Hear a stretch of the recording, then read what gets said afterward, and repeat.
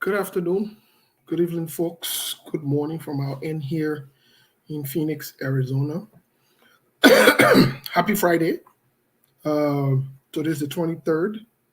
Happy, beautiful Friday. As you join us, please share the show. Please share the show. Please share the show, folks. We got our man Melbourne here with all. Melbourne is in the studio. Join us quickly as you are joining us. Let's share the show. Good afternoon, good evening, good morning. Welcome to SKTV. Good day. Let's share the show quickly. Let's get Melbourne to join us. Let us know where you're following us from, please, as you join us. George Yond says he's joining us from Atlanta, Georgia. Okay. Let's have Melbourne quickly. Melbourne, hello. Melbourne, hello. Melbourne, you hear us? I don't think we can. I don't think we're connecting with Melbourne. Melbourne.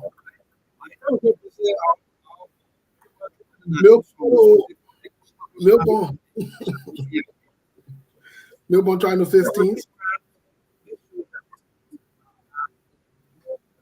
Melbourne, hello.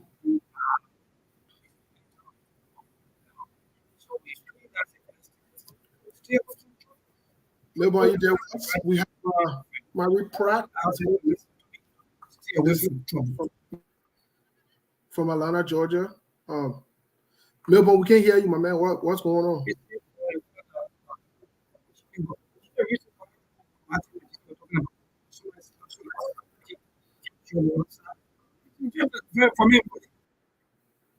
Well, Melbourne is on to something different. I'm not sure what's going on. We are not connecting with him. Let me see if I can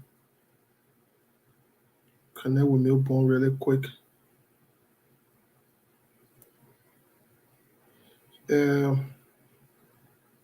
Lovely Peel T. Perry, welcome to the show. How are you? Welcome.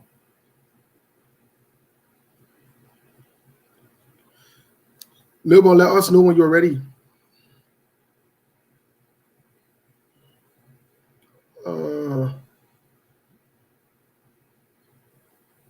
me see. Melbourne, are you with us? Melbourne, can you hear me, Melbourne? Melbourne, can you hear me? Yeah, Steve. Oh, sorry, I call you Segu. Steve, are you getting me? My man, I was trying to get attention, but you were preaching on the other side, my man. So I yeah, so people don't let trouble until even when you go visit the present company, be shouting on your name. You're sorry. Yeah, I thought you.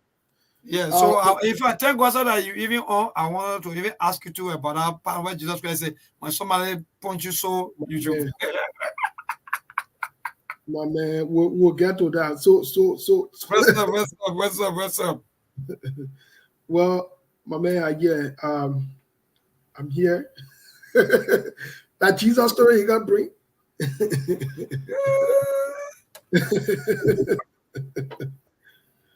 All right, what's your question? What's your question before we get into the conversation? What's your question? So my question, because of something anger, the thing I was just talking about anger, people sometimes anger lead us into so many troubles, especially lead us into prison. So sometimes there are a lot of people in prison today just because of anger. So like advising us as people, sometimes if you go out there today, or maybe you go out to enjoy yourself, or maybe to merry-make, or even if you're home, stay away from trouble and how to control anger. So I was talking about the in the book of Matthew where Jesus was talking about the cheek. When somebody slap you on the other side, you should show the other side for them to slap it. So I was telling them the simple phone for me, I think in my own understanding is about you staying away from trouble. Because why would you want to stand somewhere for somebody to be slapping you, Steve? Well, I think that's a cool conversation. Milbo. Um, um, in that particular, unfortunately, I don't like to talk. I don't like to discuss, Bible with most of us Liberians because first of all, we don't even read the Bible. We don't understand it. Now, what pastor then can read it for interpret it to us? Most of us, yeah, we may plan with God. That the problem that you get phone, you can download the Bible and read it, do research and understand. But when not do it, the pastor will come and tell you this and tell you that, and what you agree with. That passage, really, if you look at it for true, before Jesus made a parable about it, before Jesus instructed or said, turning of the cheek on one side, Jesus said something before that. You see that why I say we can't read the Bible, our people. Our pastor they can read the Bible for us. And they can't interpret it to us. And when they interpret it to us, whatever they say, whether that's true or a lie, we take it. We agree. So this is our major issue in the country. So to clarify that part, let's go to what Jesus said first. Jesus didn't just make that statement. Moses had a law that there was an eye for an eye. That means somebody do the one, do that one. Right? Mm-hmm. Yes. That what Jesus was speaking in context of. So simply saying the interpretation is basically be peaceful. And when somebody tell you one eye off, don't do the other eye off. It didn't mean you should be a fool to be passing around and telling one chief or somebody to slap you. I grown you, so slap me, you go free. You the person born you. And I will more born you, that will more born me too. That's all go free. So I mean, so our people don't read Bible. I don't like I said, I don't let talk Bible with them. Now, many of them are slaves in the church. They're slaves to the pastors. They are slaves to the religion Christianity. They are slaves to some kind of joker who passing the rhyme. That means you'll go knee down. Somebody can't be passing the rhyme, knocking my head and doing it one, doing that one. You go, we can fry fish with. Somebody takes you. Yeah. Man, don't let me go into something way bring noise in the town with it. But Mo, what's up, man? Mo, what's going on? What's going on? We need to do one show on the whole thing of the liberalization and the insult to Christianity. Got to do on the Sunday, and we want Melbourne to be on the radio at that time. We will dissect the whole mockery that is being made out of Christianity that people are abusing literally, that warmongers can use to their advantage to score political points. That our people, because apparently people read the Bible, but they don't read it with comprehension. They don't read it with understanding. The same Bible is studied to show yourself proof, so that you got to test the spirit. Because even Christ warned about fake men of God. He talked about fake prophet, that you should be able to detect them. You can look at their lifestyle, you look at their teaching, and you know exactly it's not about the Bible or Christianity. So we will do a show on that. I don't know when you'll be available on the Sunday, so we can start, because it's getting out of hand in Liberia. I can remember when I was growing up in Liberia, we have I never said these men were perfect. The same thing you see in government. When we had the leg of Abisha, the late Michael Frenzy, Atokula, Debbie Nan Dixon, or how they call the guy, Jeremiah Walker, Sheikh Fumakon, these guys, they interfaith. They were more powerful. They could stand up to the government, the president. But these days, I see men of Winger laying down his stomach and Joria laying hands over him. Can you imagine? You know that there's the other. Can you imagine that? Mom, there's the other pastor I was reading. There's the other pastor I was reading who said, he did the same thing that Asa Winger said when Joe Weah took over. Anybody that criticized the president will die. I'm still here though. I criticized Joe Weah for 6 years. I'm here. And I'm to Asa Winger's for Asa Winger information, I'm not dying anytime soon. I will die when I'm 110 years old. You will die before you. So you are a joker. I'll bury you. And we'll not bury you in your own chair, because in your chair, you don't carry day by day. So we'll bury you outside. Your own finger will be outside in the heat. But I get to the other pastor that passed around from fire, working on ministry, all kind of stupid things. Listen to the kind of thing they can say, fresh fire from heaven. Fire can be fresh. To tell you that something not wrong, all of you. Something really, really wrong. They get fire can be fresh. What kind of stupid? Fresh fire from heaven. Fresh fire from heaven. Are you serious? Who says the kind of foolish, nonsensical things that don't even make sense? Like, for example, CDC will tell you, change for hope. Yeah. See the Does hope that of make sin. does that the wording Makes even sense make to sense to you. you? Yeah. If the wording don't make sense, you think the implication of it will make sense to you. So somebody catch you and say, "Let's go fast and pray for fresh fire from heaven." Yeah. So the other fire that I haven't seen, and that fresh fire, that old fire. Okay, I see. I see. Yeah, is a problem, I see Steve. the light. They got people that had a calling of God. You can tell from their lifestyle, you can see the kind of a ministry they run. But the thing is, spirituality, it's hard for you to assess spirituality because that's the excuse and that's the loophole they use in a religion that they can Yes. say, you can question the man of God. It's spiritual things. You cannot see spiritual. Okay, I cannot see spiritual things. But the very So, quickly, President Monto, that way you're talking about, you can't question the man of God. yeah. Then how can Jesus Christ allow himself to be questioned on so many occasions? You can question the man of God. You can look at his teaching. You can look at his way, the way he wish he practiced the religion. You see, people don't understand. People like to term Christianity as a religion. Christianity is not a religion, it's a lifestyle. Christianity is about following the life and principle of Christ Jesus himself. And when you look at the ministry of Jesus in the Bible and most of these stories, some of them are written in allegory, you can tell that it's totally contrary to what people are doing these days. Jesus are preaching about forgiveness, salvation, mostly the Great Commission. That's the whole essence of Christianity. The resurrection and salvation. Bring more people to Christ. These days, nobody cares about salvation. It's all about signs and wonders. It's all about instant wealth and fire from heaven. I had a conversation with I don't want to say a seasoned reverend, but I had a conversation with someone who termed himself reverend. They have been having a reverend title since I was born. And in the reverend title is sink in the head. And so in the subconscious mind, they are living as a reverend. And so I had a conversation with him. And I told him, I said, Jesus never turned water into wine. I told him straight in the face, I said, Jesus never turned water into wine. You are using it to substantiate your drinking habits. Leave Jesus out of it. Jesus never turned water into wine. No, Jesus never did that. Go read your Bible. Go. You see that what I'm saying? The people are not reading. They don't read. The people are not reading. They don't study. I want to challenge any pastor, any bishop, any deacon, any apostle, any reverend. I don't care what your title can be in Liberia. Even the archbishop. Jesus never turned water into wine. We'll start it from the Hebrew translation of the Bible. We'll go into the original translation of the words. Yeah. Then we'll come all the way down to the different translations that happen in these different texts that in which the Bible is written. Jesus not turn water into wine. No, Jesus can do that. Jesus cannot do that. Jesus cannot do that. One thing our people fail to realize when they read the Bible, right? The Bible came from, it was translated. The Bible were written by inspired men, that's for sure. But people before us also manipulated the Bible. Who they inspired men? Yeah. Well, the men that was given the inspiration to write the Bible, some of them who get the inspiration? Wait. That's what they can say. That's what they can teach us. Who get the inspiration? They were given the inspiration by God himself. But how do we know God get the inspiration? Where? Yes. Easy.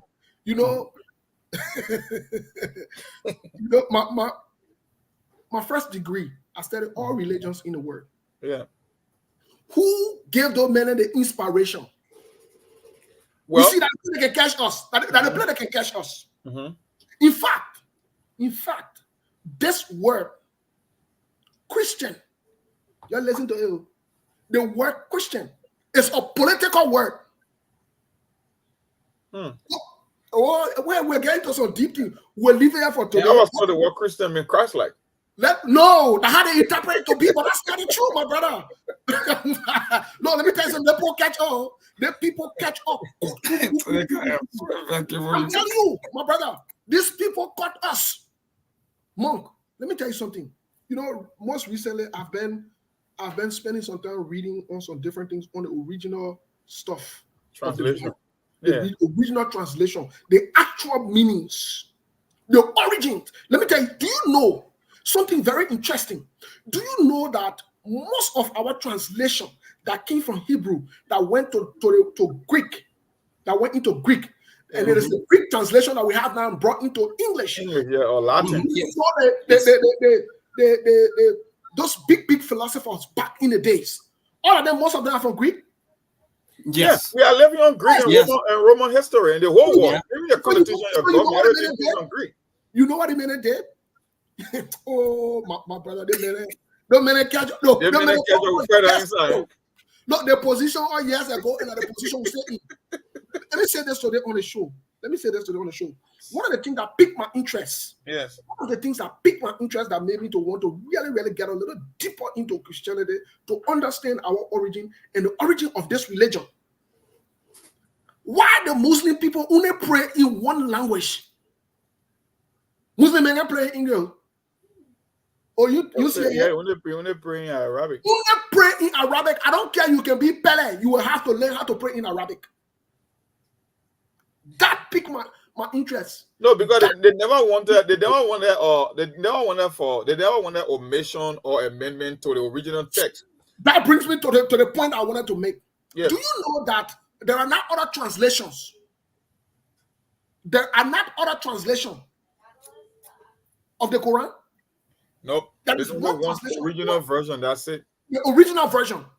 So look, there are some parts of the Bible to the point that, do you know that even in a country the gay people get their own Bible? There are some point that they took off, they omitted. They omitted. Even the Bible that you walk with, Bible that you walk with, there are some portions that are in it. That are in it. When you look at it, the new version, and you look at it, the older version of the Bible, the texts are not the same. They omitted some of them. They took off some of them.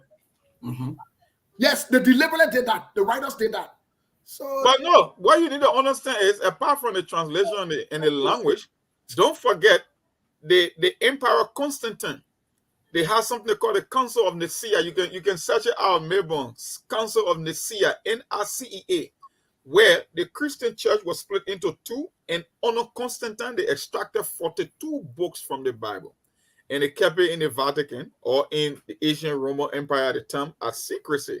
So that some of these same text people that in secret society, other people use. So the Bible you are reading today is not even close, because if there are only 66 books that you are reading personally, and 42 books were extracted, and think about that 1 second. That almost the same version that were extracted is almost the same equivalent in terms of quantity that is left today. So they think about omitting and translating. It started way back on Constantine. They took. And before we get into other news today, I know our guest is not in the studio yet. Before we get into other news, get into the politics and other things around the world. Before we get into it today, and Melbourne, do you know that Malachi chapter 3, God will not speak to members in the church? I challenge the pastors. I challenge the men about them. God will not speaking to the members in the church about the issue of tithe. God will not talking to you and No, you're not talking. No. You're not talking to you now. But the crooks in the church have taken that scripture and turned it to benefit them. So I'm encouraging all Christians to download the Bible app. Download the original version of the Bible app, the King James version, that at least is closely related to the original version, the King James. Download that app and find time be reading the Bible for yourself. Your pastor might not read Bible for you. You don't call us people with God. Read Bible for yourself. Those cooks then have paired themselves together and they're stealing from you. They are exploiting you. They are exploiting you and they are using you. They are. In fact, I want to encourage all the Christians in Labrador get involved with politics. Any pastor that tell you say you will not be involved with politics, that pastor is a cook. He's not a serious man. She's not a serious woman. Get involved with politics, because this is where the decisions are made. This is where the decisions are made. If you are not at the table to represent, or your religion is not represented at the table, you are a waste religion. Let me tell you today. And for those of you who fighting to protect Christianity, you can protect Christianity. Christianity older than you. But John fought. What happened to John? So, but even Jesus Christ himself encouraged the participation to politics. He said, "Give to Caesar what belongs to Caesar, and give to God what belongs to God." Money people, they teach our people bunch of nyama, and then they pass it around. How can a man of God tell you say God will protect you? But I see men of God get security body man, baby body man. It make any sense to you? You got gun men behind. Yeah, the men moving with fully armed men. 2, 3, 4 different cars in the cover, all security. You need to wake up, man. You gotta wake up, man. Our people gotta think. It's been too long. But like we said, Monk, we'll get into this scripture. We'll get into this scripture business with this cause the scripture business. You know that religion that have kept religion and tradition that kept our people in slavery in our country in poverty. The whole world as a whole. Religion. Imagine somebody tell you, say, because of your tradition, you can tell an older person who stole that they stole because of your tradition. Your tradition is a poverty tradition. It's not a silver tradition. Let me stay here today. Your tradition is a poverty. I see people running around with, I don't know, breaking bush or whatever it is. Oh, the poorest society, the sending society, you're slow down. You don't disrespect the tradition. Hey, you like tradition business? Oh, that now you want to talk about poor and sending society? Where's your hypocrite there? You don't disrespect our tradition. You leave our tradition, let it be the way. So ain't in our tradition, you can keep the secret, the thing where you can do that, you can talk it. One time that funny conversation came to me when I was much younger. I was in Arico and somebody brought that conversation to me, and we go like bread, we go for to carry to the poor society. I say, you care me that the devil, I will bust the devil eyes. I ain't got no time for your foolishness.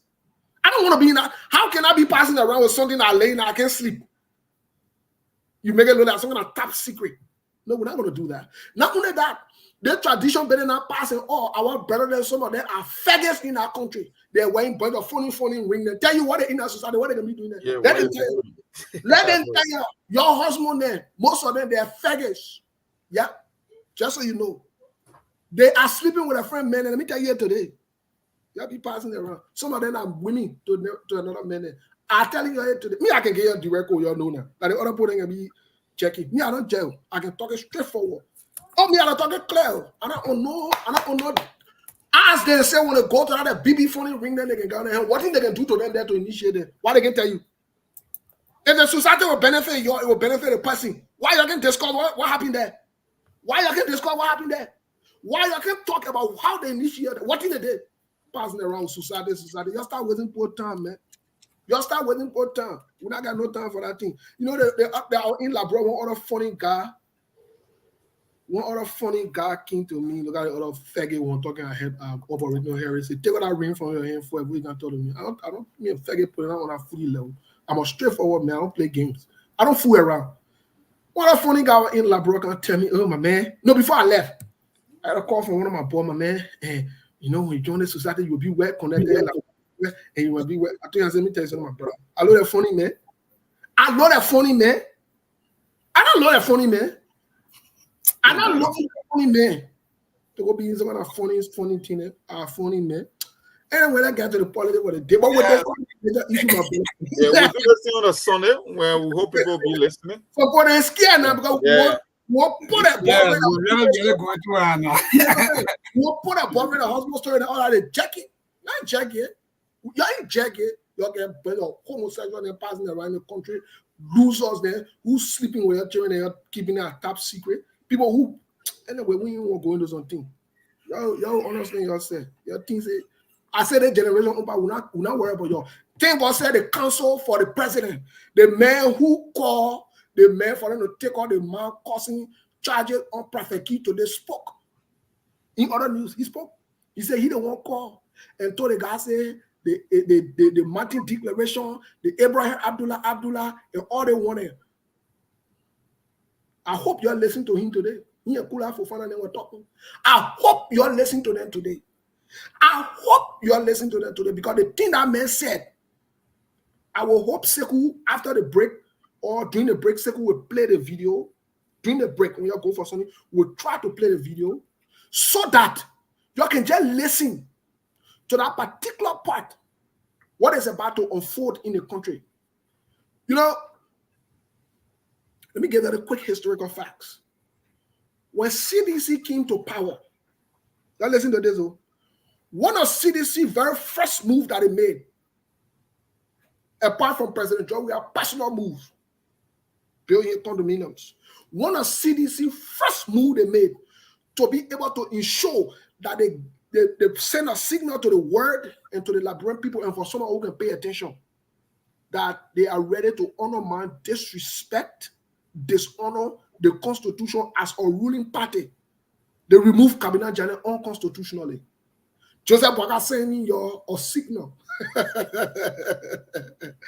Joseph Boakai is sending you a signal. Joseph Boakai is sending a signal to the House of Representatives in the Senate. The Senate umpire. Me personally, in my honest view, They're a bunch of suckers. They're not serious. They will suck up to anything Joseph Boakai say. Yeah. They will suck up to anything Joseph Boakai say. The Senate. Yeah. It's going to be a rubber stamp Senate. That one I know. The Senate is a sucker. Yeah. I mean saying it. If I can't labor, you won't care me no code because I say the Senate is a sucker, you'll care me. And I get part of that one. But the Senate is a sucker. They will suck up to everything Joseph Boakai say. I don't know about the House of Representatives as of yet. We are still evaluating it. You get American and they're talking one thing, and the other person wants American go declare your asset. Ain't posted that he will declare it. Let him go declare your asset. Ain't Delon in the talk to me. Ain't put for your money all that day. They ain't telling around saying when me Boakai. I just looking at it. All of your own phone level there. And I Delon told you say you are in our society, but then you move from there. And I Delon told you that you all being in society, you move on there. You talking to joker there. You serious, Delon? You're not serious. You are not a serious minded man. You're not ready yet. He's all being in society. And he say, oh, I move from there. You are right. You better don't let her get into some things here. You are right. You are right. You are right. But today, we'll play what Joseph Boakai Council said. That will be clear on the record. On SKTV, we don't support any government. We're not against any government. We're not for any government, and we're not for anybody. But I will say this to all of us so that we can be clear on the record between all of us. In as much that we did not support President George Weah, the law is clear. People in tenure position, their tenure must be over before removing them. That's the law. When you remove them and the tenure position is now over, it's against the law. It is wrong. I don't care who said what. It is wrong. The guys are setting the stage for the Supreme Court. Hey man, Mark, I don't know, man. I don't know if Sekou can upload that thing, man. Sekou, I don't know. If Sekou can upload it something from today, my stuff can be tripping every time I do it. It will kick me off. What's that? I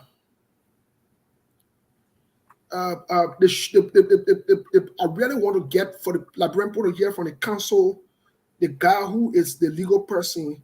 I really want the Liberian people to hear from him. Those of you who did not follow the press conference, the press briefing today, I really want you to hear from the guy. Look, the people have set the stage. The people have set the stage, and the stage is set. I don't know how this will be handled, but we are in a serious mess. We are in some serious, and they are telling you in your face blatantly what they are going to do. They are telling you what they are going to do. So, folks, I mean, while we're working on the video here, we'll get to it. Melbourne, I ain't even agree with what people say that you brought your Bible puppy, we'll get in the Bible business. But anyways, folks, we're watching SKTV, we're going to show. Help us share the show now. Some of us are not even sharing the show, sir. Because we just talk in the conversation with too much momentum, enthusiasm, and everything. But so we share the show, and also today is Friday, so don't forget also to chip in. Yeah. Let's get to you from about updates from Liberia now. What the update from Liberia? What's your story in Liberia? What's going on? Thank you, Steve. Actually, that's just normal thing with the same tenure stuff. Yesterday there were protests. Yesterday, NAFA and so on, and people are still talking about this tenure stuff on and on. And with the nomination, I think you're already aware with the nomination and so on. So these are some of the latest news back home. At least Liberia is quiet, even though we are living in heat as we speak. LDEA is like, in fact, distributing the current. If you get day, maybe you may not get a night, or if you get a night, you may not get a day. So that's the kind of situation that we face with now in Liberia. And the weather condition here is very, very hot. We're in the dry season time. So indeed, we are moving, apart from some of the later news coming from the new LDEA, that is the water and sewer boss, Mo Ali Post, talking about nearly $7 million United States dollars have been owed by or those who are been using the water. So that means people owe nearly 7 million United States dollars, according to Mo Ali. So maybe on a decision reached by the cabinet.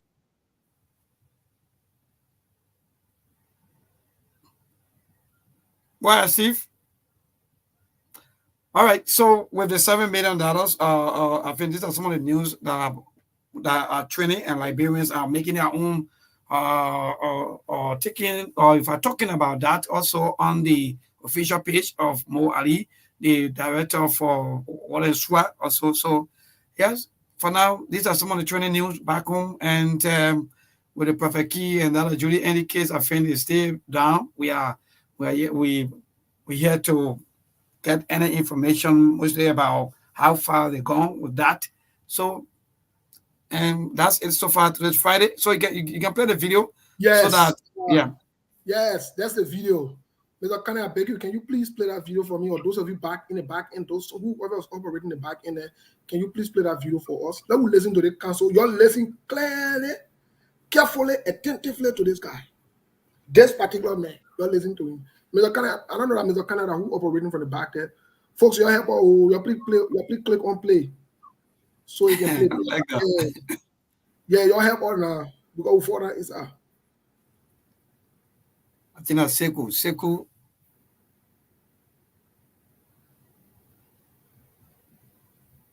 Yeah, let me hold on. Let me see if I can.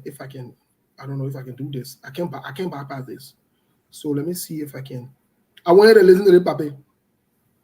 So that baga equal them. I want you to listen to them. Listen to one of the equal. Y'all listen to him.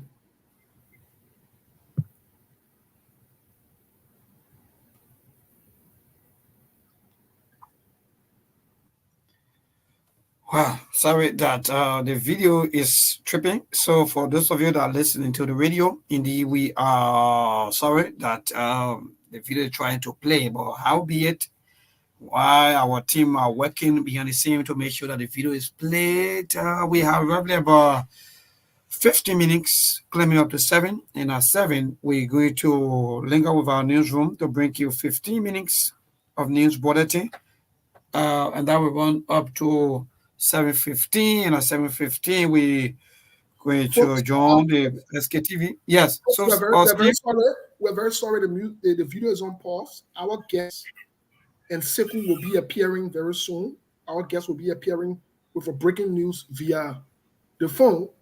So that's why we paused the video. Please stay tuned with us. Our guest is going to be appearing on with Sekou really quick with a breaking news. Okay. We'll return to this video. We'll return to this video at some point here, but our guest should be appearing on here. The video will return to it very, very soon. Sekou, welcome to the show. What's going on? Sekou still facing things. Yeah. Sekou is still facing things in the back. Yes. But Monk, not to rush whatever I just heard. Very, very interesting. That's why you see me. Normally, when I come on the show, you can see me drilling it. You see, I drilled it because I wanted to. Our guest, I wanted to make sure. Yeah, Steve, can you guys hear me? Yeah, we can hear you, Mr. Kane. All right, I have Colonel Abe Kromah, the director of Liberia Drug Enforcement Agency, and he's on the line. He's supposed to be our guest today, but because of some emergency, because of some intelligence that he had, that's why he couldn't, make it to the studio. He could still drive there, but he's still far away from where they had the operation going on. So, Honorable Kromah, are you there? Hello? Abe?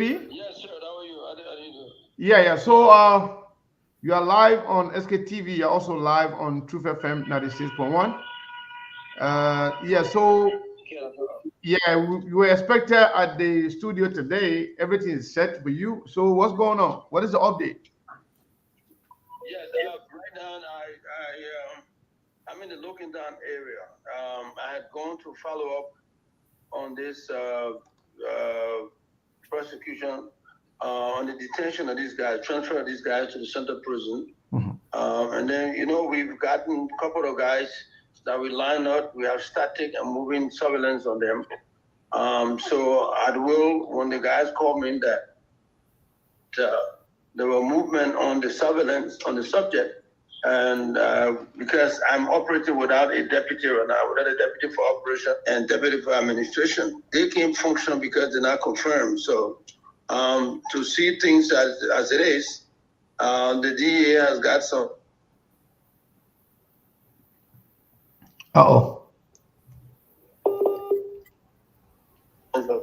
I basically had to run them myself to fill in the gap because I want to establish the chain of custody and then the protection of the evidence and the whole environment. So we had to come and see it and oversee it. The line managers that are there, they've got their own limitation. So we had to be here. And that's what that's what took me off the line to go to Dupont Road. We managed to arrest almost pretty close to $2 or $3 million in administrative value. From what I from the information they just provided to me. So we had to. We haven't done proper accounting, but if I got the guys from the way I see, so it's almost $4 million to be honest with you, but. That's just the value here. But when you calculate the street value, it's going to be more than that at this point. So you got raw cocaine and then some kush is a source. Kush is a drug choice for the slum community because it's cheap, and these so weaker guys are using the slum. And these run-down community to actually sell cooch because it's cheap. It's $100 Liberian that can restore your heart. So that's why they're making it a little difficult. But we're gonna get on top of it, though. I can promise you that. So let me. The phone was breaking from the start. So let me get this clear.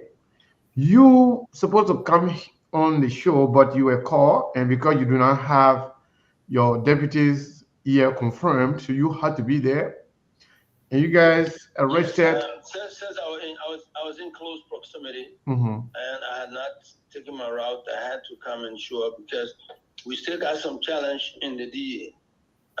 Some very serious challenge with regards to capacity. So we still got some guys we had to weed out, and we still got some issue with regards to volunteer that they have.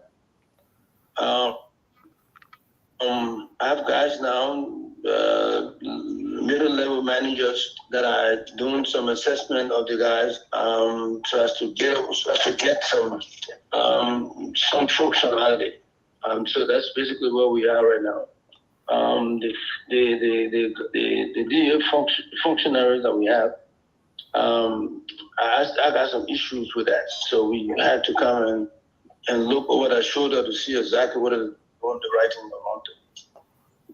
So, if you will, according to what you just said, the stuff that you guys, the amount of drugs you guys arrested, your guys arrested, could amount to up to $3 to $4 million. Yes, almost. It's a raw cocaine, and Wow. couple of the coach is not that much. It's not the value might not be much, but the cocaine that are part of it is a little higher. All right. So my Sure. colleagues would like to ask you a question. Maybe before then, where is that? Where this happened? Do we know? This happened in Logan Town. What was the name of the place? Siota? Is it Kanga building? Yes, sir. I think it's in the Douala area. Yes, that's Douala. Douala, they say. All right. So my colleagues would like to ask Steve. You can take over. Yes. Oh, Steve is very low. Let me see. Can you hear me? Yeah. Go ahead. Yeah, I can hear you.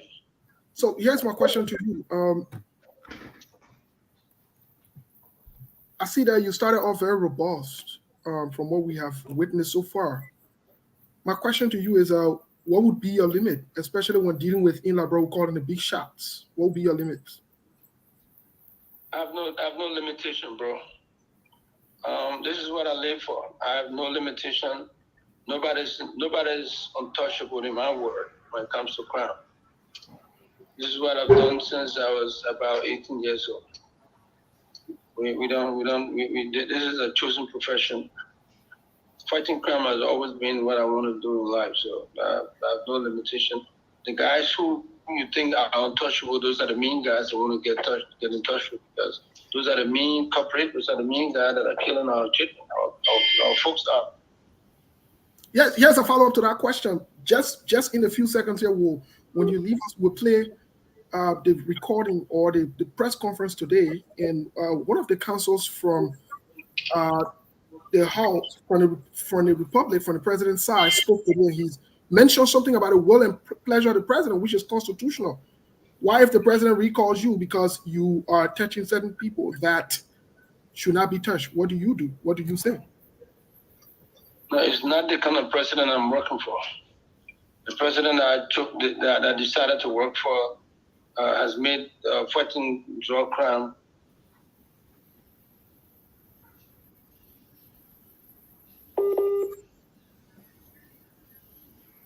giving me the go ahead to do the best I can within the confines of the law, and so he's not going to do that. Okay, well, thank you. I would like to stop here because I don't want to hold you up on your operations, but we look forward to diving a little deeper into this conversation and discussing some of the constraints that will enable you to get your work done, and some of the people that you quote unquote want to weed out. Yes, I'll be glad that the issue of our constraint is something that we would like to articulate very highly, because we have serious challenge, serious logistical challenge. If we have to win this war, we have to all rally up. Individual like you can also contribute towards the process. And so we'll be looking out for you guys to see if you can help us to, because we're basically starting the DEA at fresh. We're establishing most of the department.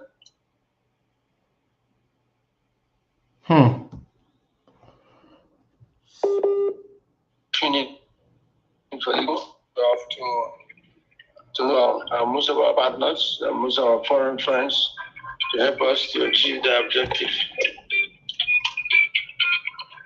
Brazil, are you there? So Yeah, I'm here. we're looking out for you. What's up? Yeah, Brazil, do you have a question for Colonel Abe Kromah?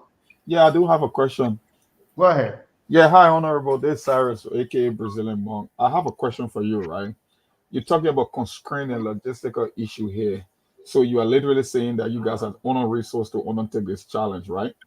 And my question to you here, from the technical standpoint, are you going to be going for the bigger shot in terms of the source, the supply source, or are you going to concentrate most of your resources on the street vendor now that you're talking about resource constraint? What's going to be your primary target? Well, street vendors, those guys are victims. Those kids on the street that are taking drugs are victims, as far as I'm concerned. Those are the guys who've gone to the rehabilitation center. Those are the guys that rehabilitation center is paid for. But the little guys that are also just pushing their agenda. We arrested a guy today, a little kid of 14 years old. 14 years old, were peddling coach in the community. While the guys were keeping static surveillance, they came across him, and when they saw the dealing, they arrested him with the coach in his hand, and they took the coach off him. But he's 14 years old, so we transferred him to the to our juvenile people. We also arrested a young lady that I think she's about 17 years old, yeah, 17.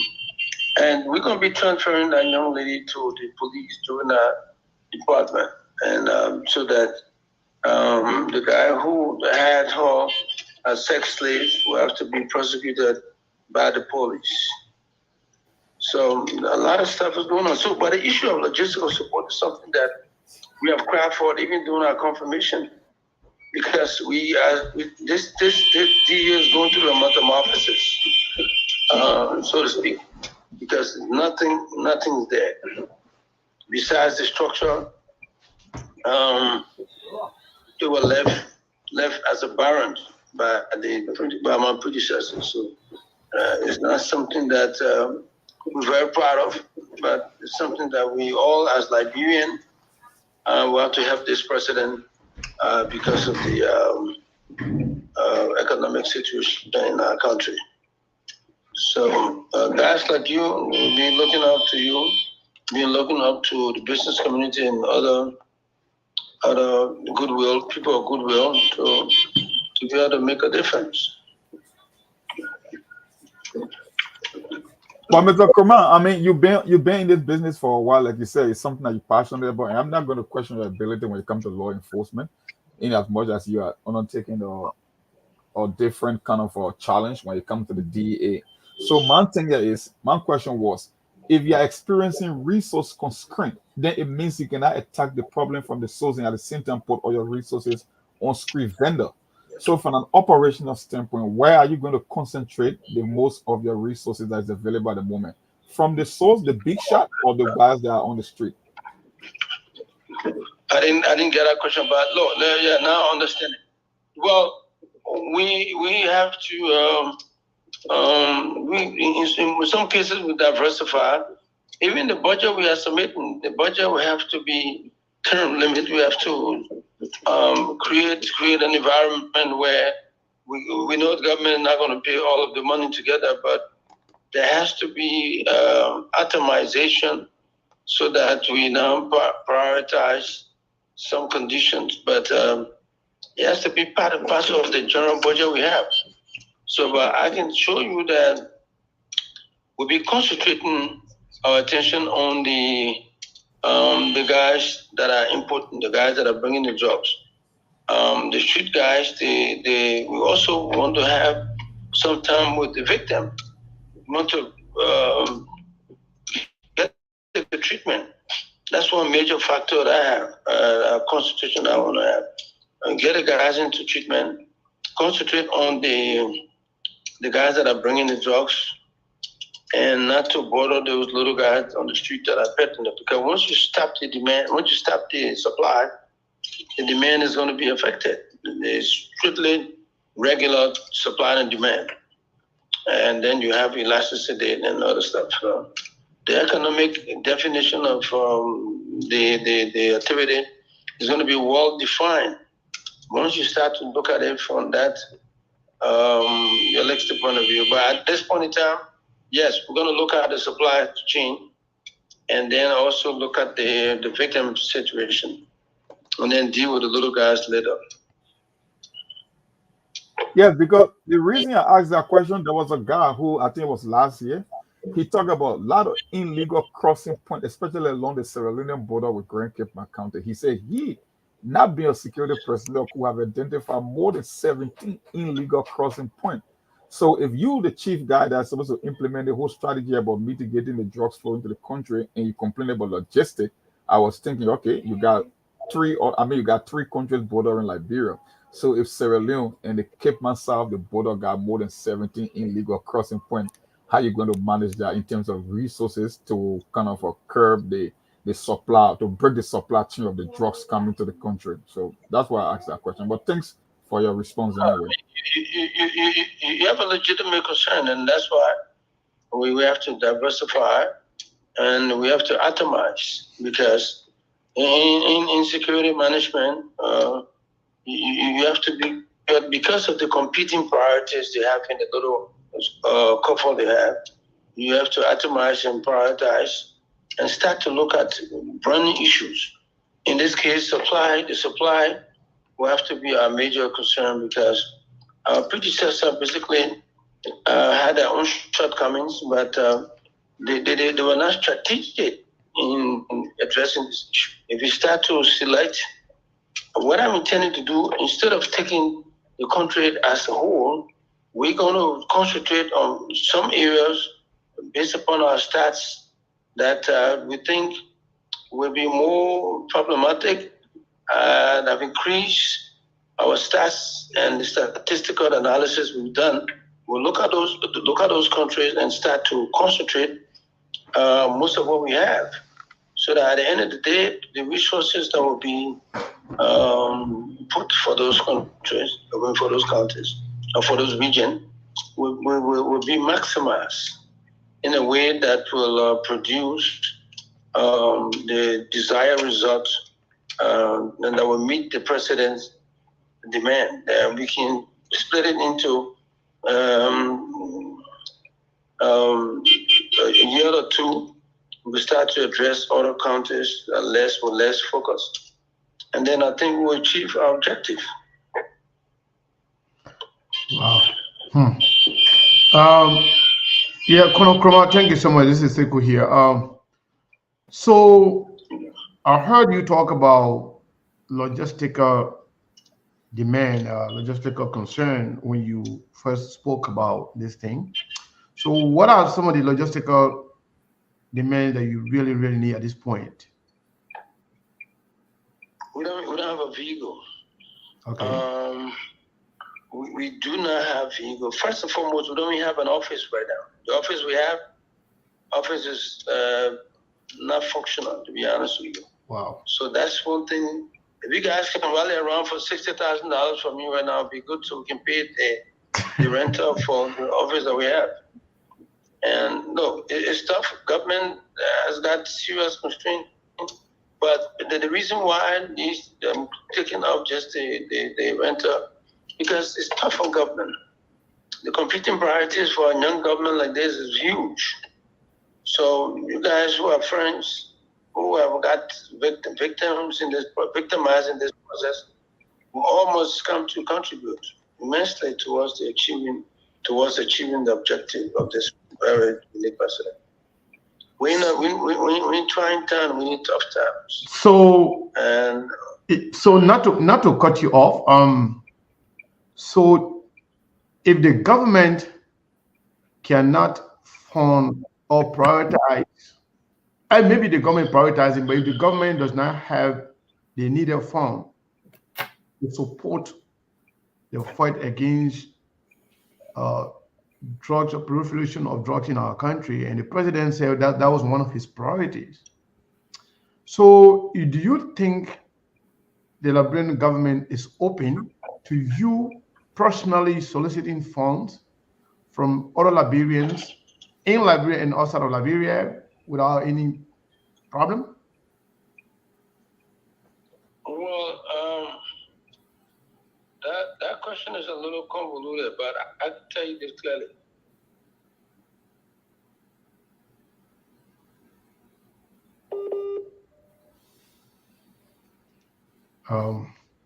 We are having some technical problems. Yeah, it's an issue with the line, yes. So Mr. Kromah, we didn't hear that part when you said the question was convoluted, and then we didn't hear the rest. What transpired in the previous government? We are not getting you, sir. The last thing we heard when you said the question was convoluted, then the rest of it we didn't hear. You can hear me? You can hear me now? Yeah, much better. Much better. All right, the government. Okay, so right now, we have issues, serious economic problem. So I know it. I'm not a junior. I'm not a novice in governance. I've been around a little bit, and I see exactly what it is. I've seen I've seen the basket. I've seen what is in the basket. So we have to be a little tactical in our demand. I want to be very realistic in my demand. So as a Liberian, I'm just trying to reach out to you guys, but no, the government is going to fund this process by any means necessary. Omar Baga has committed himself to this particular project, and I think I'm with a strong conviction that it will be funded, and we'll also be stretching our hands to other folks, because we're starting a brand new No, I mean, my question to you, I know that the government has a priority, and the government will, I believe, support the logistical need of your agency. But my question was, is it okay, for you to personally solicit help from friends and people who will actually appreciate what you're doing, to say, you know what, we will support this agency directly, separately, simply because we appreciate what Abe Kromah and the agency is doing right now. So let's make sure that we support them. Will you, be ready to ask for that support? And will people give you that support? Is that not going to be a problem for you, for the government to say, well, he's soliciting stuff on your own? Yeah. When we have crisis, we are in a war. Mm-hmm. The president has declared this thing as a national emergency. Okay. So when you have a national emergency, Mm-hmm. all of us as Liberians must reach out to this president, because he's identified, he's gotten the requisite functionaries to address this issue. Mm-hmm. And we're also extending to the friends of Liberia and other people of goodwill to be of help. Okay. That shouldn't be a bad thing. So that's why because we want to solidify whatever we have, we are extending our tentacle, our quest to all of you guys who are friends, to be of help in our quest to defeat this menace. It's a clearing call. You got cleared and pressing danger at this point. The Kush epidemic, if you see it, you, as the way I know you, as empathetic and sympathetic you can be, you will realize, Abe, whatever I can do, let me help. So not because Abe Kromah as the man is requesting, it doesn't stop the fact that we're in a national emergency. Because the kids are dying. And the Kush is talking about, the guys that call it, they make it so cheap and they put it right in the slum community. They're not going to take it to Mamba Point. They're not taking it to the high areas in Depot Road and other area, or Cinco on the avenues. They're not taking it. Matter of fact, they have now stopped permeating the avenue. But what is alarming is the cheapness of the drugs, and the way it's affecting our community, affecting several communities in our country. Now, before they used to be concentrated in the Maserati Monrovia area. Now you go to my hometown of Nimba, my hometown of Ganta. It's huge. It's a huge problem in Ganta. Wow. If you went to Plibo, where I have another resident, it's also a huge situation. You go to Maryland, go to Greenville, where I have business. It's huge. You go to River G, huge. You go all around in the urban setting. It's huge. You go to the interior, it's huge. Go to Bombing, huge. The ghettos are proliferating in the Monrovia area without any restriction. So that's why the president declared it as a national emergency, bro. So we all, as Liberian people of goodwill, should be able to come to the need of this country at this point. We have 20% of our citizens, 20% of the citizens who are now listed as being on drugs. Wow. That is 20% of 5 million people. That's a lot. And you got 1 million people on drugs in our country. That is something that's alarming. That is something that all of us, people of goodwill, will know that we have an emergency. So we have to, we must. Let me just ask this question. Then Steve will follow. Yeah, I wanted to follow up too. Just a second, guys. So with regards to people being arrested so far, some of whom you refer to as victims, and with regards to the people being arrested now, is there any indication that these arrests would lead to the bigger guns, the bigger picture, the bigger people who are actually the main suppliers? That is my own motivation. But my quest is to go after the guys who are suppliers, basically the guy who supplies this stuff on the market. And with the intelligence we have in our hands, we are in the process of obtaining the requisite support to go after this guy. And I can tell you, the $100 million case that put us on the map, we're about to start a proper investigation of some of the loopholes that we're seeing in that process. Steve? Yes. Steve and Sarah, you guys want to do a follow-up question? Go ahead. Yes, I thought earlier on that maybe Mr. Kromah was just popping in, but since no, he's going to be here. He's supposed to be here for us today, but because the way he is, that's why he tried to call in instead of, because he's in the car right now driving back home.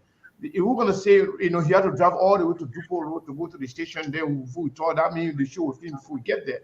So we decided just to call on the phone. He's gonna appear on the show, for another day. But today, let's have this conversation while he's on the phone. So ask the question you can ask. Okay, that makes sense. Well, so now, Mr. Kromah, the work that you are engaged with. Yeah, hold on. Yeah, go ahead. You said by way of information. You trying to see something? You said by way of information. We are listening. All right. So my guys just calling me because I'm on this line. Just telling me that there was a huge stash arrested in River G. Heroin was arrested at 133 kg. Were arrested in River G. I mean, this is a national. Wow. This is a national situation. So we've expressed, we sent out.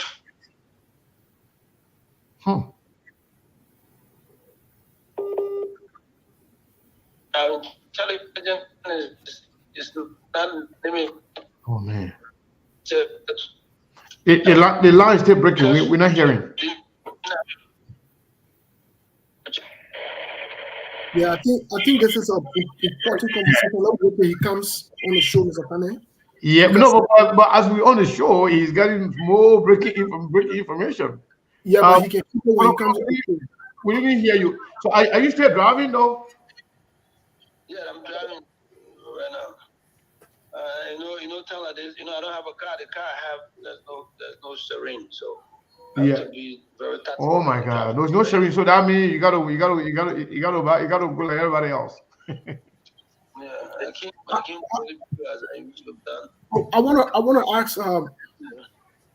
Yeah. So, maybe I still want to ask you a question, please. Go ahead, Steve. Yes, go ahead. So this is a big problem. Let me put it that way in elaborate terms. How are you guys? Because one thing for you to arrest a drug dealer, arrest that one. How is the coordination in terms of other ministry? What are Ministry of Health, and what are other departments such as the police, NSA, and other people? How is this being done in a holistic way to ensure that, not only that we're arresting the drug dealers on the street, but those who are impacted by the push or the other drugs or whatever it is, how are they being cared for? What is the bigger play here? All right, Chief. Since we have. Oh man. Yeah, I told you this is good conversation. The part we're having is that I would have given you guys a systematic approach that we're taking towards the whole process. We're not just going about just arresting people, putting them away. No, today we sent to the Central Prison the guys that were arrested yesterday. The guys were processed and sent to court. The pre-trial detainee right now. Number two, we are going prior to that. We are going with the Presidential Task Force, which comprises of the Ministry of Health, Ministry of Youth and Sports, myself, and some other functionaries to the Mentor area where we're trying to structure the rehabilitation center. There'll be other ministry added later on. The Commerce Ministry will come, the Labor Ministry will come, because once you guys are brought in, the Ministry of Health will come. Our responsibility is to get them and carry them to the rehabilitation center. By the way, we are also collaborating with other private entities that have rehabilitation structure. Senator Dillon has one, and the folks on the route. So a few guys have some. So once the guys have brought it, they go through registration. We are now going to be quoting them starting this week, arresting them. I mean, getting them off the street from the rural ghetto. We've not started busting ghettos in the middle of town. We're just going after supplier and distributor now. But when time comes to rehabilitate these guys, and the issue of sharing intelligence, of course, we'll call other government institutions. But right, so that one will be getting the guys participating with us, and then the Ministry of Health will come and help on the detox part. After the Ministry of Health, then you have other people from the Ministry of Commerce. We help them after their detox to go for life skill training, and the Ministry of Youth will be in that particular realm. Then you got Ministry of Commerce, and from Ministry of Commerce, that'll be helping them to source their training where they will be applying the life skill training they have. Then from there you go to Ministry of Labor where they start finding jobs. So this is a long chain, and it has to be holistic, and so to incorporate everybody else. So here's the last part of this question. So then my question becomes, what if you run into a scenario like the 100 million job boss, you've done your job, you turn it over to the justice system, and then they leave the country like they did under the WIA-led government? What say you? What do you do? Chief, this is not the WIA-led government. This is the Wakat GNB GNN government. And I'm sorry to be that blunt, but I don't want to be reminded on what happened to the WIA-led government. I wasn't there. I wasn't participating in it. I come with this government with some set of skills. And a lot of us coming here, we come into this government with some set of skills. And that skill is... I think we're going to have Abe on here. Yes. Yeah. So our president in this government is to do things differently. And that's basically what I intend to do. What I'm doing now, matter of fact, we're going back on some of the things that we are led government did. The issue of the $100 million case that we were noted for, we've made a mark for. We are going to go for that case. There are other part of the case, some of the part of the case that went to court. There's some part that didn't go to court. Okay, thank you. So and to decide the appropriate arrangement.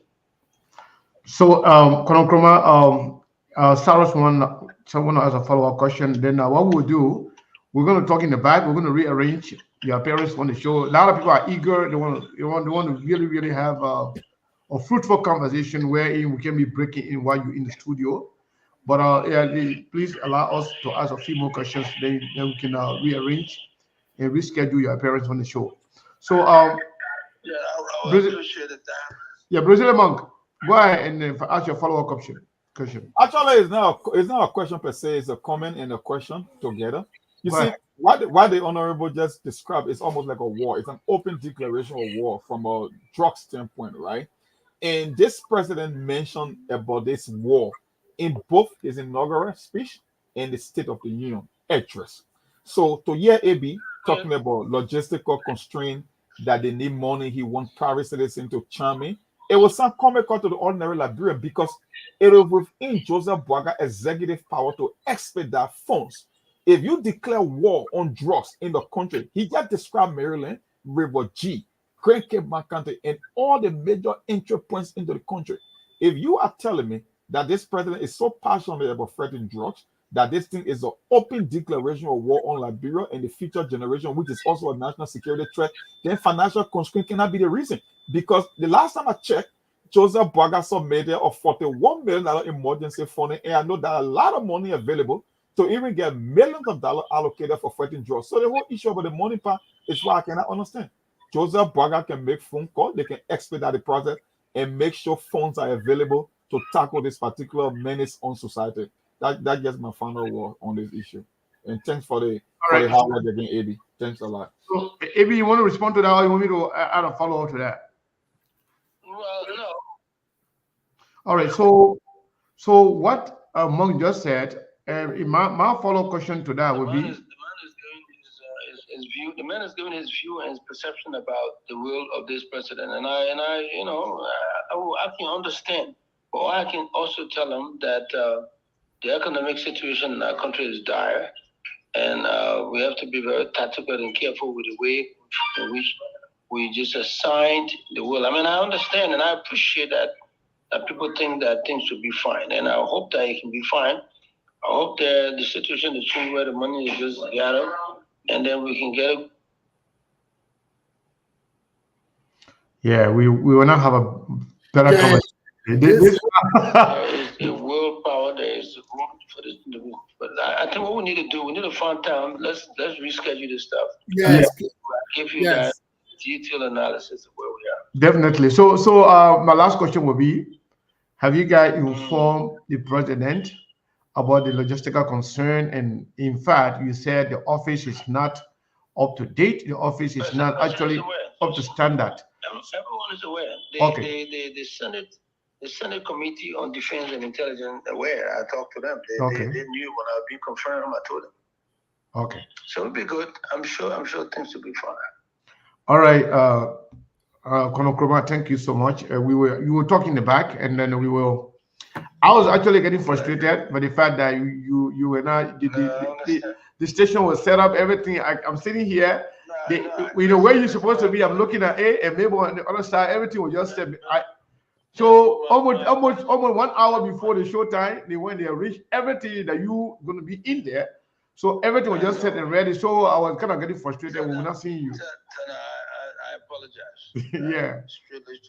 Maybe the corner apologize. So definitely we will rearrange, we'll reschedule, and then he will come there, and then we'll have this conversation. I'll buy something with my bigger resources. Okay, buy something for Mayborn. You buy something for you. All right, Amy, thank you, my man. Thank you so much, my brother. Appreciate it. Yes, Mr. Kane, we pray and hope that the corner comes in, because there's a lot of pushback. He will come in. Because there's a lot of pushback in this discussion. But Mr. Kane, let's play that video quick, because that video is very important. That video is very, very important for what we talk. That's one aspect here. But let's listen to this guy for a few seconds. All right. Let me do this first. Now, President Joseph Bola age mayor, listen to him.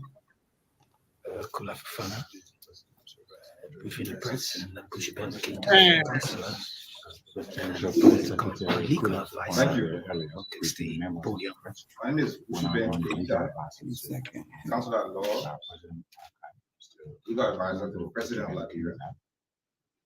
I have come to just brief you on a decision reached by the cabinet at the first cabinet meeting of the new government, which was held, which is still ongoing, in fact, because we didn't want to keep you people here all day, so we had to prioritize talking to you. The decision is this: with regard to those positions that were established by statutes as tenured positions in government, agencies, commissions, and specialized organizations. Tenured positions. For example, you are there for 4 years or 5 years or 6 years. The cabinet has decided that those tenured positions violate Article 56E of the Liberian Constitution, which says that everybody who works in the executive branch of government serves at the pleasure of the president. Therefore, the cabinet has authorized the president, and it has been concluded as a government policy that all of those cabinet tenured positions that are in government will be replaced. What? That the president will exercise his authority to appoint people to any position in the executive branch of government, whether the person has a tenure or not. Mr. Kane, pause this for so long. You're not seeing nothing here. What's that? Thank you. By the Constitution of Liberia. Oh, hold on. If the tenure was created by Mr. Kane, I beg you. Can you please rewind? Can you please go back Let me restate that thing again. Let the people hear it slow, because I was stunned, shocked, devastated, and confused when I heard this guy talking that it's a problem. Can you please replay that part? Let everybody hear it carefully. All right. Let's do that. Just send that part back a little bit. Yes, please. Thank you.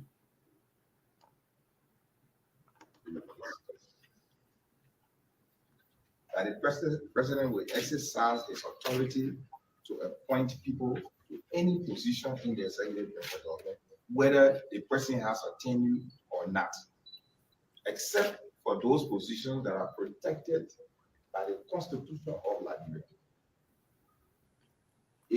Hold on. So how acts, which acts are not protected by the Constitution of Liberia? So the arts are created by the Constitution. People with constitutional responsibility created those arts, and those arts are protected by the Constitution. So which art created by individuals that were unconstitutional and they are not protected by the Constitution? Which arts? But in fact, to further add to what you said, the Constitution gives the legislature the power to create arts. To create this act. So whether you like it or not. And once the arts are created, they are formed part of the law. Exactly. They are constitutional. Are extension of the Constitution. You wait a minute, just starting talking here, then we're checking. Yeah, why are you saying that Joseph Boga is in blatant violation of the Constitution? But he's saying that Joseph Boga got the right to violate the Constitution. Now we hear the man talking. The man not even talk to BB one and get BB one and get talk. Really? Where the man talk? Now we hear the man. You hear the man. Listen to this. I just listened to it just now.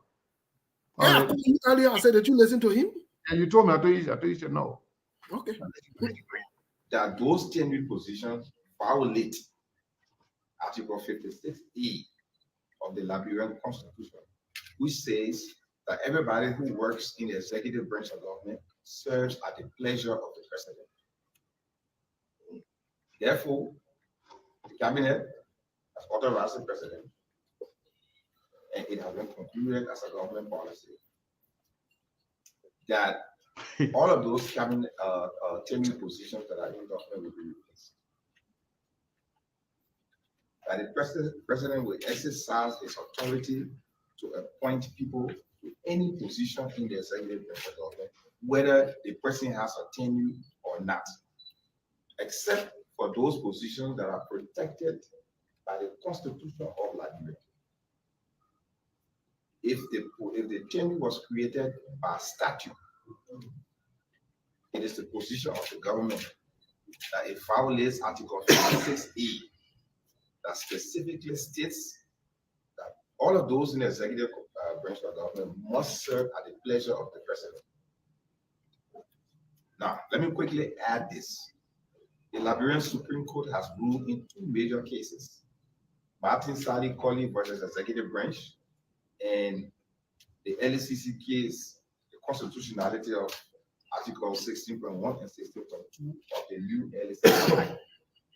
In those two cases, the Supreme Court held that the tenure are contracts, and that those contracts must be respected in keeping with Article 25 of the Constitution. Therefore, for all of those tenure positions, they are considered contracts for a definite period, contracts for a fixed period. And in all such instances where there's an employer and employee relationship established, and there is an unexpired portion of the contract, the Supreme Court has held, and we agree that those holding tenured positions should be compensated for the unexpired term of their tenure. For example, you went there in 2022, you have 4 years. In 2024, you still have another 2 years to go. If you are terminated today, government owe you your 2 years pay. So we will treat it as if you serve out your term, but you cannot compel the president to keep you in a position. That's a lie. You are not serving at the pleasure of the This guy is a joke. They guys will be on comic view for comedy. No, you're joking with this man. You're joking with this man. Mr. Can I pausing for a second? Let me pausing for a second. Let's talk about something you said about Article 25.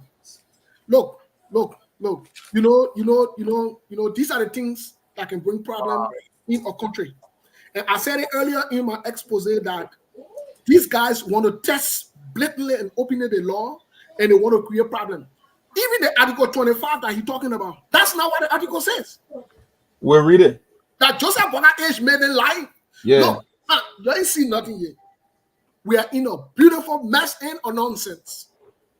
These guys will test the limit and they will create problems. These are older men, they got nothing to lose.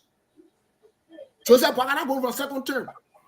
They send a guy in front to send you a coded message that this is, again, I'm not here to support anybody in internal position. And you know what? You know what the guy further went to say to us?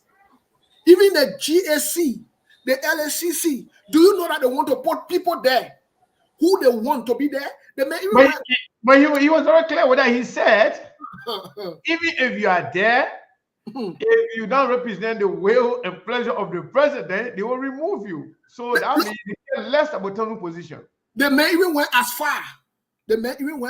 As saying, if you walk campaign paraphernalia during the campaign time, they will remove you.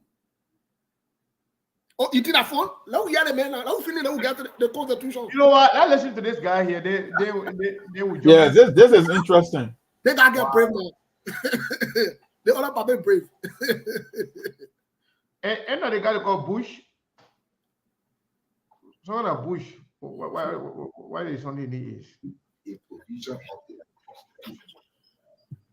But, as the Supreme Court said, in keeping with Article 25, the sanctity of contracts, all those who have valid tenures who are replaced will be compensated for the unexpired portion of their tenures in keeping with the law. There is a caveat to that.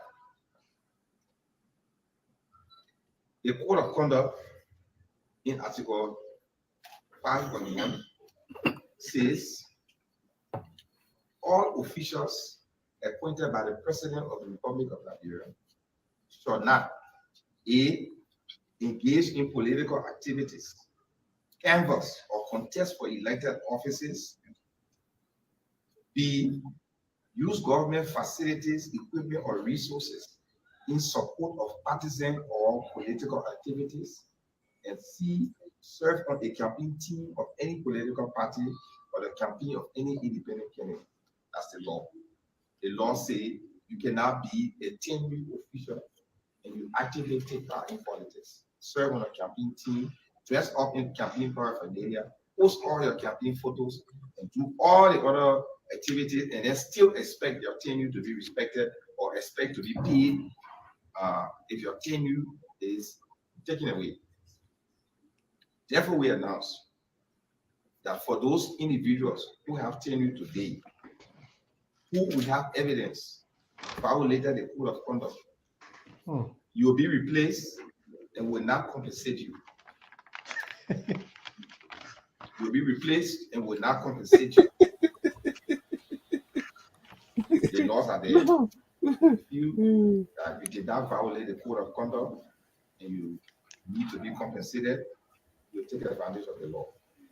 But if we say to you that you violated the Code of Conduct, trust us, we have evidence, videographic and photographic evidence to prove that you did participate actively in politics, wear campaign paraphernalia while serving as a tenured officer, actively took part in canvassing or serve on a campaign team. Those people will be replaced. They will not be compensated. For all the other tenured officers who may be replaced, they will be compensated for the unexpired term of their contract. This is not to say that all tenured positions will be replaced.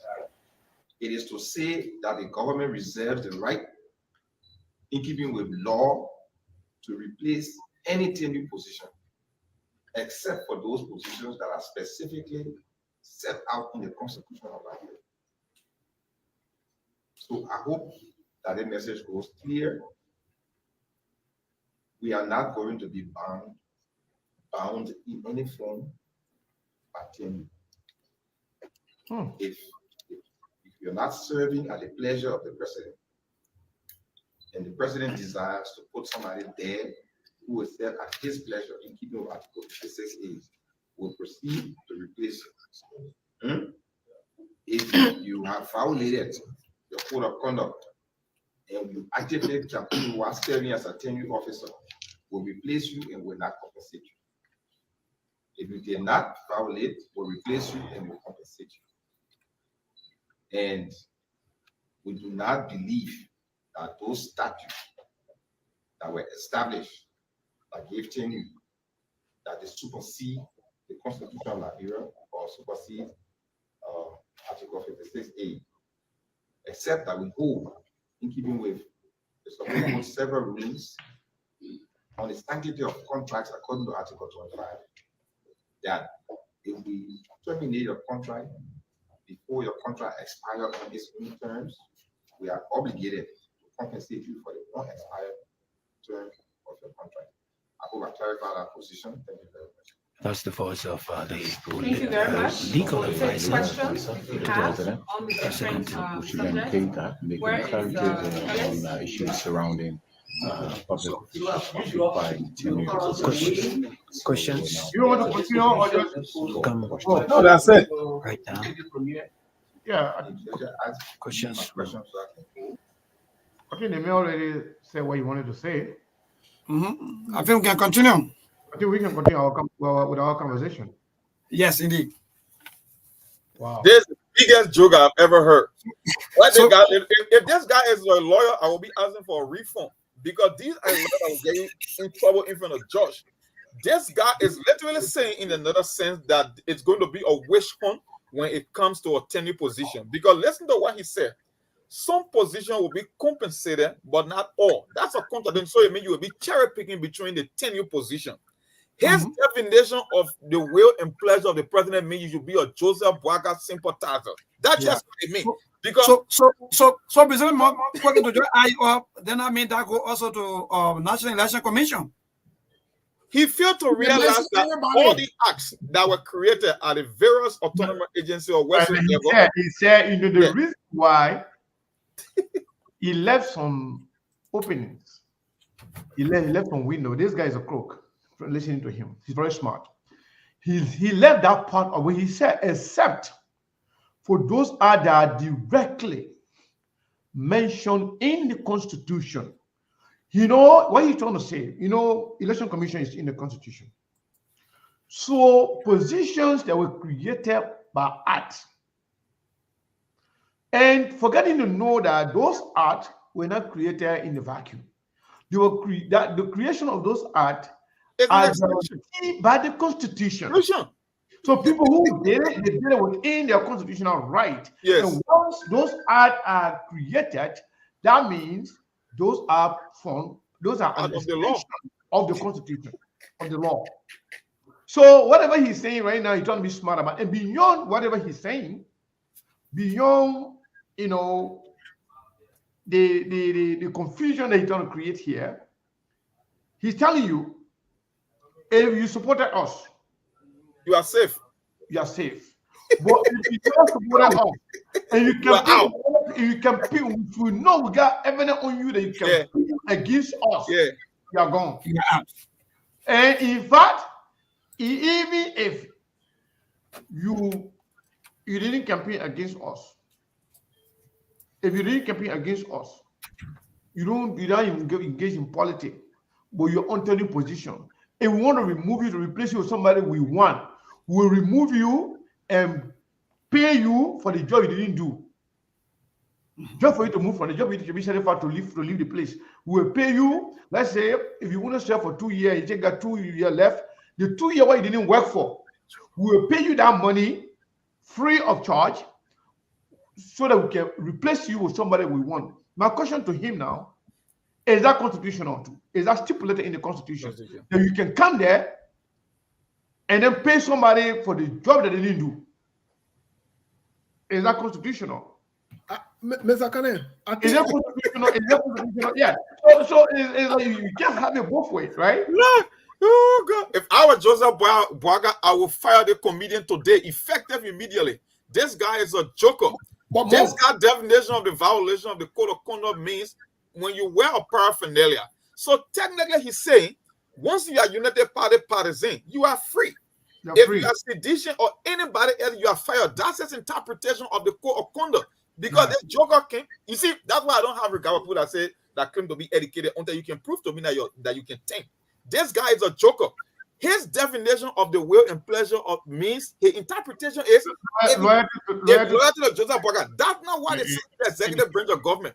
It just means that the president has power in the executive branch. It does not mean that the will and pleasure of me I can just bring anybody or do anything I want to do. No, it's the same constitution that set those limits. So I really don't know. That's what he meant. There is a wish on and sedition.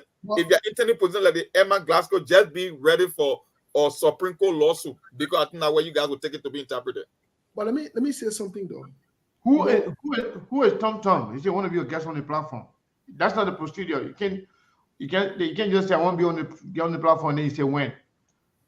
Contact us, contact Steve or myself, or send message to SKTV. Then we'll have a conversation with you in the back. Mr. Then Kane, we can reach you coming on the show. Now, let me just respond to that person because I don't want you to feel ignored. He or she, I don't know, that is a woman or man. It's a Tam Tam or Tom Tom, whatever that is. Yeah, so contact SKTV, either Steve or myself, on or you can just contact us through the inbox of SKTV, then we will respond to you. Go ahead, Steve. so there are certain things for me I don't laugh with, I don't joke about. I don't think this guy is comical. I don't think this guy is making any kind of joke. I think this is the decision that they've come up with, but they're looking for someone to bring it to the public. And he chose to be the person to come to the public with this. Let me say this. This is a recipe of disaster. This could lead to some serious problem in the country. And like I told Joseph Yuma Boaga and the Unity Party yesterday, do not overlook any protest. Don't overlook it. This is problematic. When I heard this today, I was very disturbed. Let's just keep all factors constant for everything he said. They have decided to violate the Constitution. When you hear them talking about the Supreme Court, that means they already got the Supreme Court position. When you hear people telling you, we know you'll go to the Supreme Court, they're already finished doing their homework. The part of this thing that is disturbing also, the Constitution gave right that Liberians should be employed. The people then that are wearing the paraphernalia, or the people then that identify with other party, they're not Liberian. Under the to agree with Steve, you will continue. Under the fundamental right in the Liberian Constitution, it says every Liberian should have the right to be employed without discrimination. So that means they will be violating that part of the Constitution as well. If we're going with the Constitution, that every Liberian should have the right to equal opportunity employment without prejudice or discrimination. I'm not looking at the Constitution, but I know that's right. Can I come in, Sekou? Go ahead. Now you see where the whole issue of the morning captain business came into this stuff, right? Yes. Now you're getting a clearer picture. Yeah. You see, this joker, that's why I said the guy is a comedian, and he's a satisfied idiot. Sorry for me to say that on radio. The reason being, the very reason those acts were committed for which the tenure position was created is to somehow limit the president, because those are sensitive and strategic positions. Yeah. You know that, right? That's why the tenure was created, so that the president cannot just do anything that he wants to, because the president within the executive branch. It was about some form of a transparency, whether it's about performance and accountability. Take, for example, you put someone at the central bank that is doing the job effectively, and the president believes that he's not one of his partisans, he cannot just go and fire the president. So that was the very premise for which this tenure position was created. So what this joker is saying in another sense is, the very same reason the tenure position were created is what they want to destroy, and then he using the Constitution as a basis when he himself is contradicting the very same Constitution, because the tenure position is an extension of the very same law. So how do you cherry pick for tenure position talking about people wearing paraphernalia. He just literally saying that there's a ruthless government. We have no regard for the law. We need job for our partisans. If you never campaign for us, you are out. That's it. That's what he meant to say. In other news, we have Jeremiah Kun on radio, on video, saying that he traveled to Nigeria. He went there to represent the president. Those are Baga saying so. That means it was official. Whether he went through private jet or he went on commercial flight or whatever he traveled with, it was approved by the president because he went there to represent the president. Some kind of speaking engagement the president is supposed to do. The president sent him there to go and do that in Nigeria. He just made a stop in Ghana, but the trip was intended for Nigeria, and then from Nigeria to Morocco. So that means incriminating. But then he will have to go and tell plenary because they already put on the floor that they got incriminating president. So I think the plenary should also, of the House of Representatives should also, include Vice President Jeremiah Kun in their call to appear to clarify. Yeah. Yeah, but Mr. Kane, Ali, let me hear from the people on this issue. The video is there too. We're going to play the video too tomorrow. So go ahead, Mabel, and take few calls. Yeah, let's hear from All right. All right. So 0778. Man, a lot of players, we can't even utilize everything. 0778-339682. That's the number to call. 0778-339682. Meaning, please, you got to give other people a chance to also to participate on the show. So indeed, please in your calls on 0778-339682 and go straight to the point. You can listen to one of the senior advisors in the office of the President of the Republic of Liberia. To this caller, hello. Yeah, my brother. Pascal Davis. Yeah. And let me say thanks to Sekou. I'm actually enjoying the SKTV show, honestly. Maybe one reminded you on yesterday or so that what Mr. Walker and his team are doing, it will create serious future embarrassment. I mean, they're not looking at it.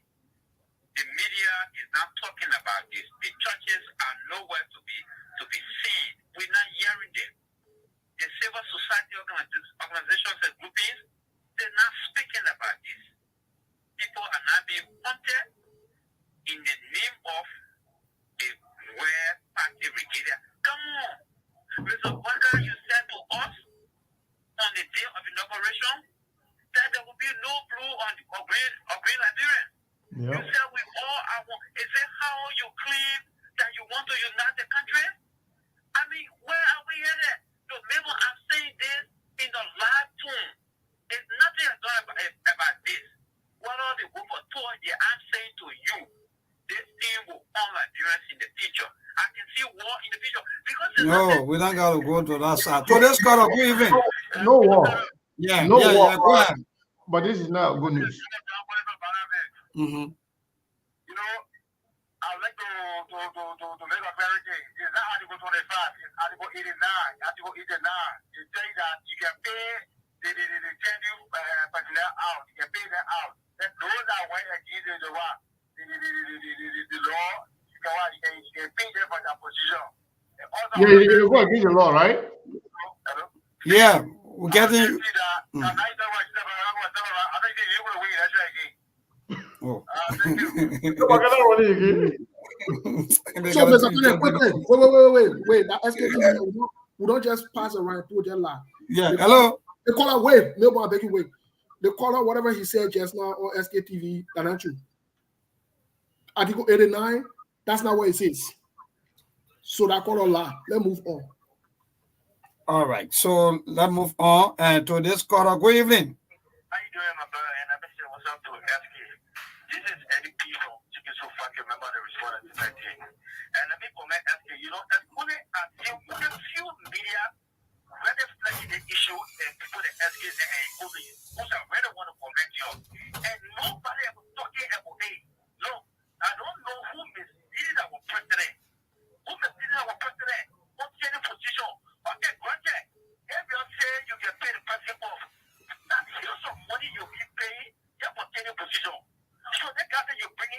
Is that some millions of dollars you'll be spending? I don't know who misleading our president, and it is wrong. The message will pay the people off. They will pay the people off. So this caller, good evening. Quickly, take maybe about 2 to 3 more calls over to the team. Hello? Yeah, go ahead, Chief. Your name and from where you join us?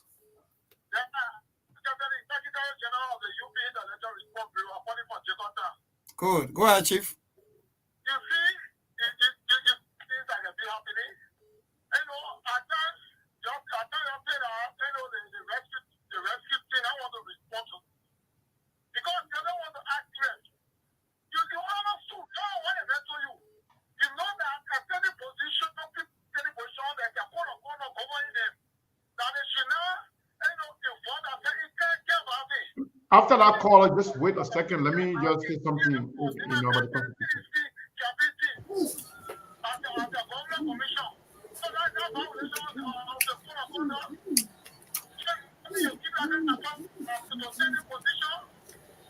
All right. All right. Just hold it. All right. Thank you. Yeah. Yeah, go ahead, Siku.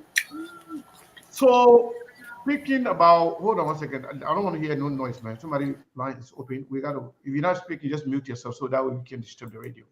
So, Liberian Constitution, Article 89. Yep, 89. I was just about to say, Sekou. Autonomous Public Commissions. Article 89. The following autonomous public commissions are hereby established. A. Civil Service Commission. B. Elections Commission. And General Auditing Commission. The legislature shall enact laws of the governance of these commissions and create other agencies as may be necessary for the effective operation of government. There you go. So that means that So that guy who just came here, he lied. He's a liar. And he is not a lawyer. He is a liar. You know, you got a lawyer and you got a liar. All right. That So should we take us? So in fact, to actually, debunk or refute whatever he says. He said those commissions, those agencies or turning positions that are not in the Constitution. Remember I told you the reason why he's been very careful with the Election Commission, because those are directly mentioned in the Constitution. I'm not looking at it, but I know it. I've read the Liberian Constitution, made it more than 10 times. So I remember most of it off air. I'm not a lawyer, I'm not a legal practitioner, but I understand the law. So when the law says, they mean just these 3 things. And then he said the legislature shall enact laws for the governance of these commissions and create other agencies as may be necessary for the effective operation of government. So all the other ones that he said, they were violating the Constitution. He's lying. He lied again. So he's telling me that the entire country, from the time those laws they were enacted, the entire country being governed illegally. That's what he's saying. If you say all those agencies, the creation of those acts, they were in violation of the president's right. Yes, according to him. Yeah, so he kind of like misrepresenting everything and he's lying about everything just to befit their position, their decision to witch hunt people based on who support Joseph Boakai, who did not support Joseph Boakai. And I think most of them are watching right now and they are listening. This guy will be a big liability on Joseph Boakai. If you continue to listen to this guy, you will plunge the country into chaos. It's not even funny, Monk. I'm telling you, this guy going to create serious problem for Joseph Boakai. At the end of the day, Joseph Boakai government were even short-lived because what happened, this could cause the public to go out. Mr. Kane, They say we can't take this in. You know. Yeah, so gotta go. Yeah, let me say that before you go. Let me say that. Let me be on the radio and say that one before you go. Yeah, we still got 1 minute. Go ahead. As long as I'm on a show, anybody call on a show, and I mean get a phone, I will not cut you off. If you talk about war, I will not cut you off. Let me tell you, I will not cut you off. This foolishness that is happening, it can lead to war. This man is a serious problem, man. This man is a problem, man. And I don't want, I will not say the lawyer, right? The lawyer. I will not say Joseph Boakai. The man will be a liability to Joseph Boakai. I will not say that. This man is an advisor to Joseph Boakai who is speaking as a legal person on behalf of the government. You know what the man is saying? Joseph Boakai get ready to appoint people. The man also saying that whatever appointment, what you just read, it gives the legislature the right to enact, to bring these things to make it happen. He is saying the legislature is in error. Yeah. Who let the president get it right? What kind of open day, blunt disrespect to our law is this? And as well say, when somebody can say that kind of thing can lead to war, no, it can lead to war. I support that caller who said that. No, nothing gonna lead to war. I support that caller. You can support the caller, but nothing gonna lead to war. We never know. It could lead to war. It could. No. Yes, it could. Yes, it could. But the same thing that led to war. Nothing going to lead to war, and we're not to go anything. I say it could. I agree with the man. You're saying it, but that's what I'm saying. I'm telling you, it could lead to war. We got right to stop people from talking about war on the platform. Whether it's if I'm holding the phone, I will not call him off. Yeah, you will not call the person off, but we can call them. We'll call them off. Nobody's going to talk about war here. The foolishness got to stop. Yeah, but it should not amount to war because it could lead to war. You're right, but nothing going to lead to war. No. Okay. If people misbehave, the people got the right to go on the street to protest. Protest does not mean war. People can protest whole day. People can lead to war, Mr. Kane. It doesn't go to. It's not going to lead to war. No, it could lead to war. Yeah, that's what you think, but we don't need that here. Yeah, caller, what is your name and where are you calling from? My name is Solomon Bo. I'm calling from Dallas, Texas. Yeah, go ahead. Okay, I mean, I'm a frequent follower of the platform, and I have enormous respect for your opinion and your panelists and all that. But I think you guys are being a little sentimental about the issue. I'm a lawyer. Okay, go ahead. The Constitution of Liberia provides for only 3 tenures. Only 3 tenures. Mm-hmm. Yes, tenure institution. So all other tenure institutions are inconsistent with the Constitution. They were created for political convenience. Now, those tenure institutions, they were created with rules guiding their operation. People who tenure institutions were supposed to be independent. They were supposed to be apolitical. They were supposed to be non-partisan. They were not to participate in any political activity. Buji Benketa is a very respected lawyer. Very, very respected lawyer with a high character. Yeah, but I think you're getting confused now. Listen to me, let me just finish. So he's not witch hunting. He's simply speaking in a legal context. That the people were in tenure positions and they were partisan. They were involved in partisan patronage. They were involved in political campaign, all that. They violated the spirit intent of the tenure position they were in. 1, 2, most of the tenure positions are not consistent with the Constitution. So it does not have constitutional protection.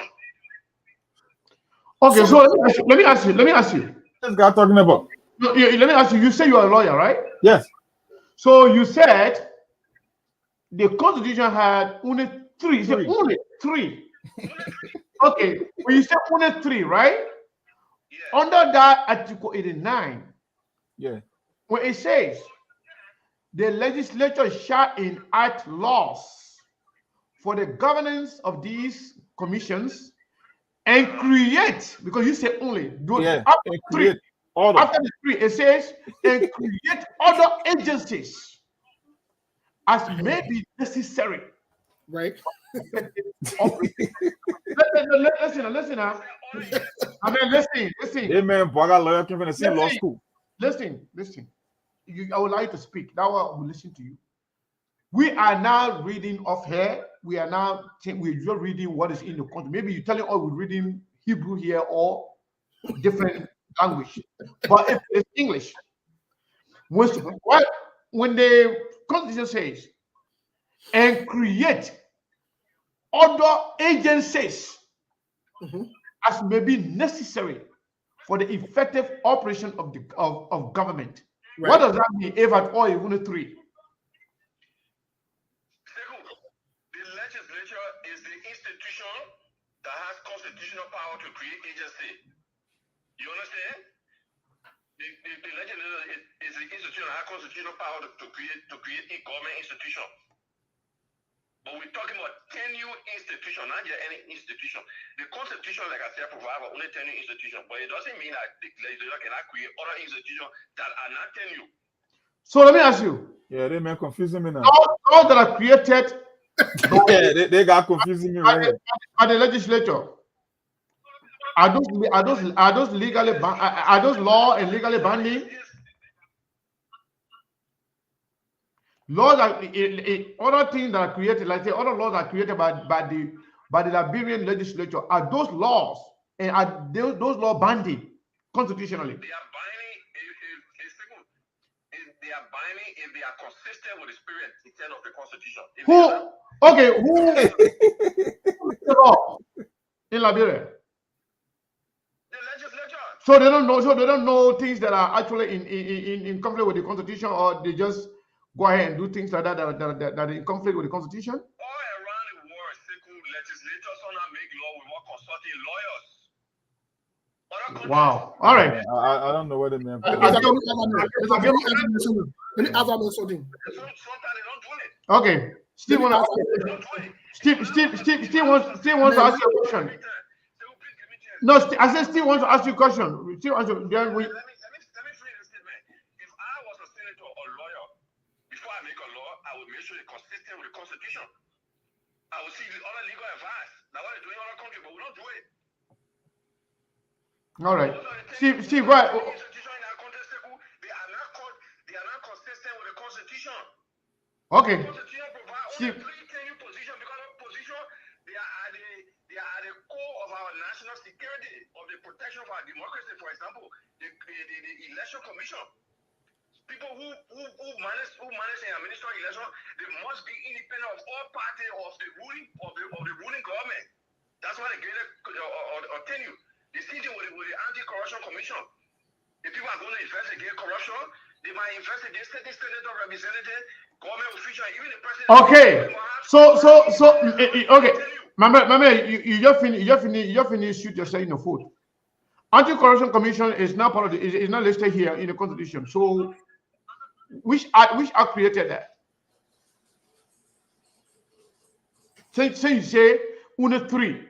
Now you just mentioned one of the tenure positions that is vital to the survival of our country, which is anti-corruption commission, which is not listed in the Constitution. So what say you now? You say only 3. Now you just anti-corruption commission should be among the 3 lists. It's not there. Let me give you the ones that are there: Civil Service Commission, Election Commission, and General Auditing Commission. Those are the 3 that are listed in the Constitution. Okay, I think that was a mistake. Oh, come on. They man, Let's Steve ask you. My man, let's Steve ask you the question. The fact that you don't know what he's saying, I'm done. Steve, ask the man. They all like, okay, now you lawyer, now you fail right here. If you are equal now, they may fail the bias. I'm on SKTV. Quick question. Bias on SKTV. Let me ask him a quick question. Is there a difference between tenure position and autonomous position? My man, Steve is asking you now. Listen to Steve now. We will not lawyer. We just trap you now. Then you fail. Yeah, but at least you have gotten the point that there are only 3 tenure positions. Solomon. All other tenure positions, all other tenure agencies are not protected by the Constitution. Solomon. Yeah, but you just mentioned that anti-corruption commission is one of those vital institutions that should be protected. But and that one is not listed. That one is not listed in the. It nullify the fact that you don't know what you're talking about. Okay. Oh, Steve, they may not want to listen. They may not want to listen to your question. So just say what you want to say. No, we can let the man go. Let me so send the man one. Let him go. I beg you. Let him go. It may just allow Mr. Englishman that came the last time. Don't let the man go. You got one here. When Mr. Englishman came here. The other mentor, we couldn't understand what he said the basic. We couldn't even understand the basic. That guy just acted like one Mr. Englishman that came here the other time. And the guy came here, the guy acted like he knows it all. And then we asked him a few questions and he failed. The other lawyer that just did. We at SKTV, we know exactly what we're saying. We don't just run our mouth. We go by the book. We go by the Constitution. We understand the laws. We may not be legal practitioners, but we can read and write and understand. We can understand simple English. And these laws are written in a way that you can read it and understand it for the first time.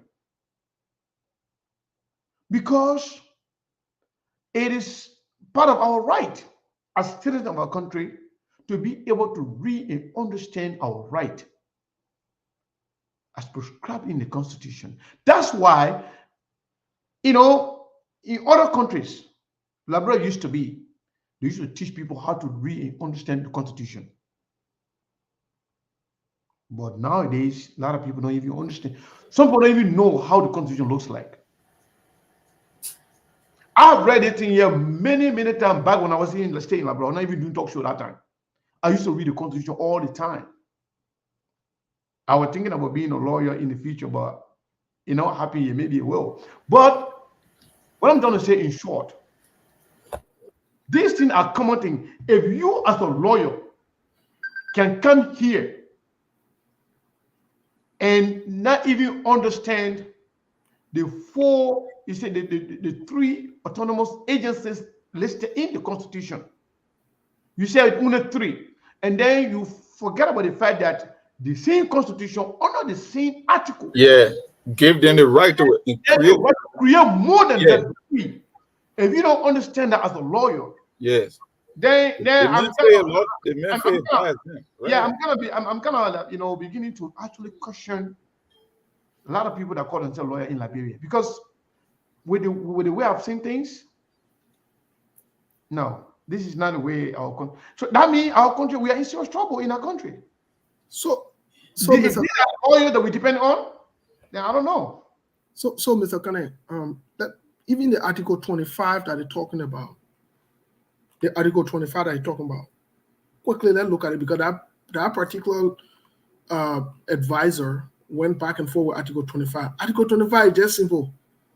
It simply says obligation of contract shall be guaranteed by the Republic. So he shot himself in the leg. And no laws shall be passed which might impair this right. So he shot himself in the leg. So that means that law, that came to my mind before you even went to the Constitution, the article right now. Even when he said it, he himself said that there is a contract. Exactly. Guarantee. Yeah, so it's bonding. You can just go even if it's a contract that should be guaranteed, but we're going to go and violate it. Exactly. But then, so what is the word guarantee? Right. Where does that fit? So I'll go to ask a lawyer right now. Say a friend lawyer just spoke. Their lawyer, what do we say? What do we say about Article 25 that says? One said the men fail to buy election, buy exempt. The men fail to buy exempt. Joseph Baga lawyer, both of them fail. No, but Mr. Kane, in America, we're laughing with these things. It's funny, Steve. These are very dangerous things. These are very dangerous paths that you guys are on. And what they want to do, look. If some people will say, you're not CDC people. That has nothing to do with CDC or not CDC. What these guys want to do, they want to be in control of who appoints who, to ensure that they're appointing their own people so that they can be held accountable. Can you imagine the least possibility of giving them that power? Joseph Baga will appoint different election commission. Joseph Baga will appoint somebody to LACC. Joseph Baga will appoint somebody to GAC. So that means the issue of accountability and loss will be thrown away. So when people are there, when the time expires, now it's up to the president to renew it or not. You understand? But when the time has not expired, hold on, just 1 second. when the time has not expired, you don't try to push them out. It is not fair. And we need to stand up against this. It's a witch hunt. It is. That's why it is. Witch hunt and giving United Partisan jobs. It's nothing more. It's just simple English. If you are sedition, we are coming for you. Because here's the thing. If you say you want to use, if you say you want to use code of conduct to say, oh, people are parading with paraphernalia, who determines that? Because if a sedition is most likely to wear paraphernalia, representing CDC. But who created the code of conduct? So who created the code of conduct? Okay, the president who's supposed to replace the sedition as a United Partisan. How can we tell whether they will paraphernalia or not? Mong, I beg you, me ask you the question. You say who created the code of conduct? United Party people, as far as I'm concerned. If we are going saying the NMTS violates the constitution, the code of conduct is not a constitution. How can you rely on the same code of conduct to go and punish people? Yeah. When the code of conduct Exactly. If everything else that is now written in the constitution are now valid, then the code of conduct is a trash. Exactly. Then the code of conduct do not valid. They meant fair to realize that the three agencies he mentioned, it was from the 1986 Constitution. It's been almost 4 decades in that law written. That's why it gave the provision to create more in the future. So once the lawmakers were given the power to create more in the future, they are still bounded by the very same Constitution. But in his mind, only 3 exists. Anybody other than 3 meaning you don't. That's his interpretation. That's why I said he just faded bias. Him, he and Joseph Boaga or chief legal analyst or whatsoever it is. Both for them. Chief legal advisor. So yeah, I think they came from the same university or the same college. He had a message. He made the respected lawyer. And I made the respected lawyer. Yeah, then I brought in trouble, right? Let me tell you something before I take this call or Monk. When I listen to Serena Cephas, I listen to his argument. I listen to his, train of thought, and I listen to his understanding of the law. And he is regarded as one of the seasoned and most competent lawyers in Liberia. I gave up on Liberia. I can tell you the truth. These are the people, the prison that they put people that actually depend. I listen to some of them. Even for example, Arthur Johnson. Arthur Johnson played with words. But Arthur Johnson, legally, he has no moral.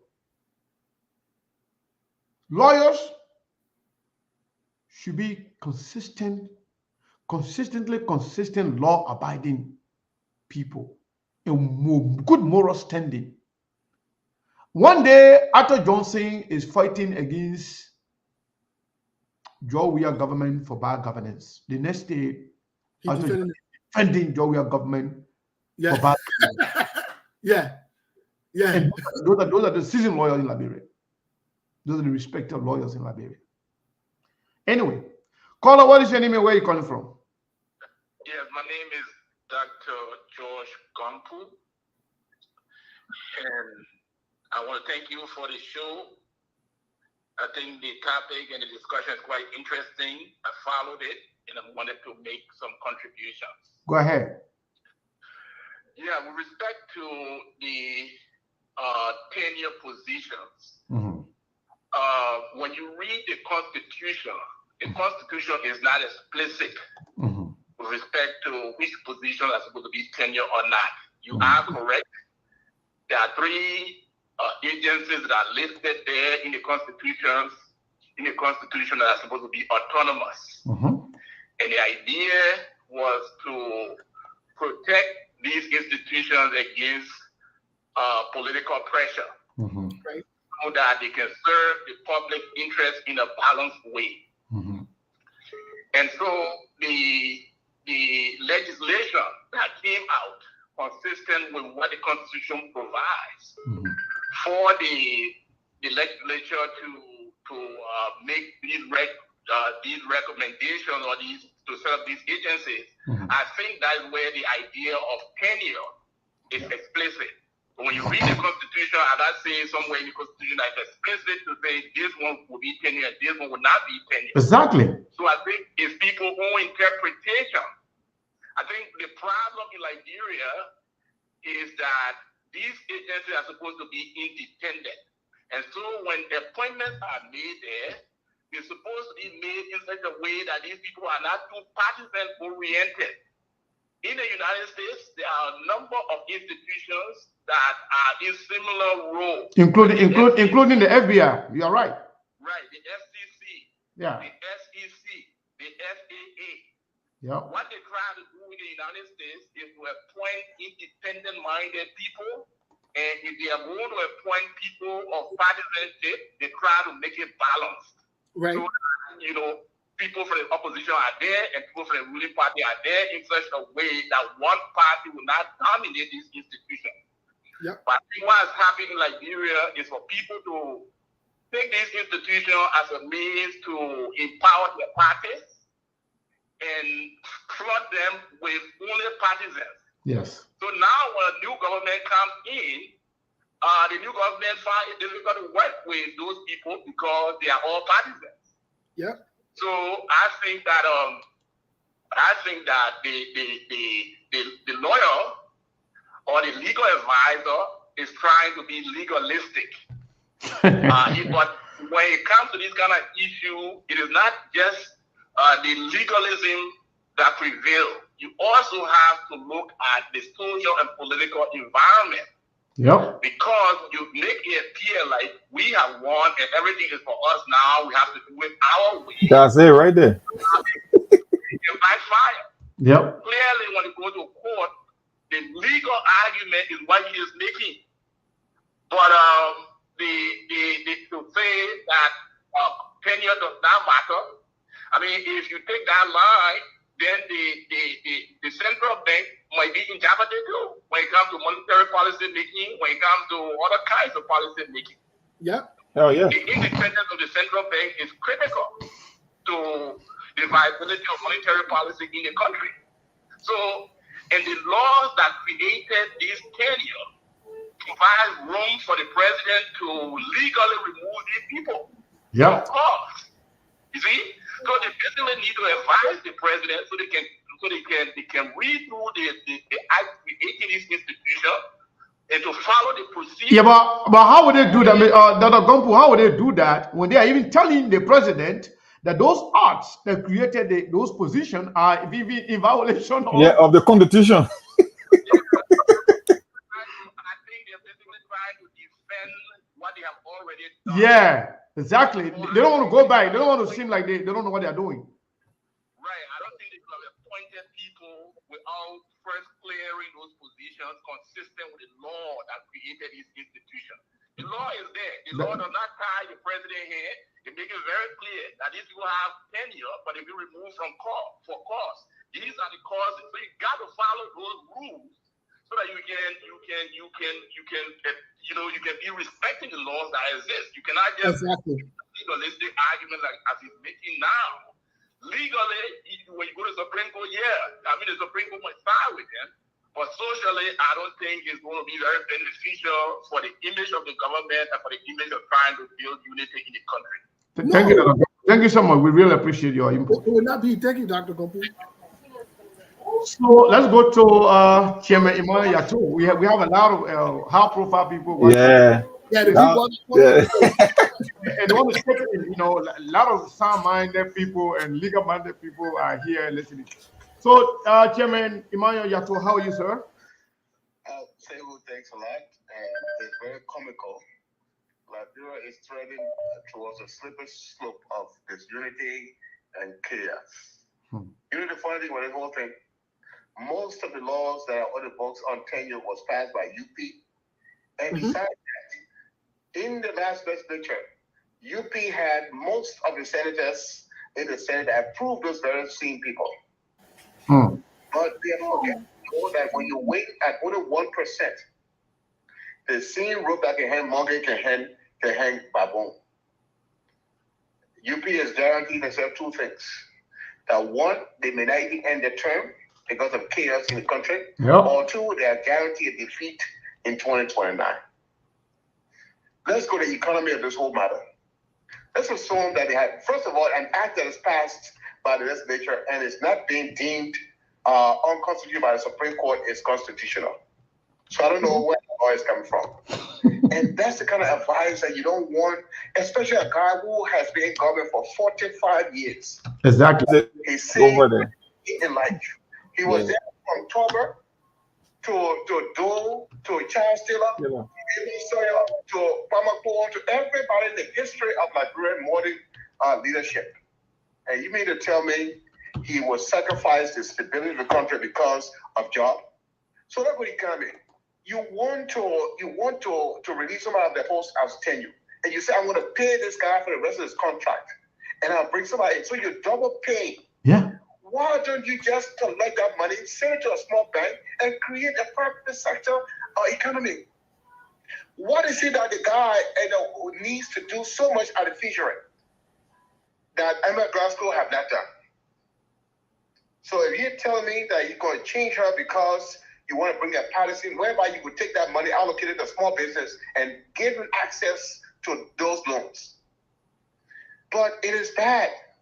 And I hope that the Americans of the world would turn down every person that was to occupy a tenure position. We're going to see whether the laws of the world will be able to stand up and rescue.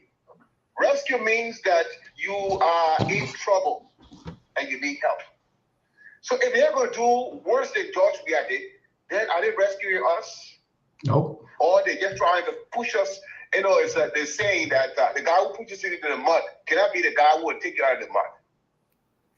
You know, especially when you use a bicycle, you're not using a car to haul you up. So is it job? Is it about job? I thought this rescue was about Liberia, not about jobs. Yep, that's what it's tending to be. That's why everybody said that we wanted to transform Liberia. So if you're going to do exactly what the previous government did, then why did we change Weah? Even worse. Would I just give you a job?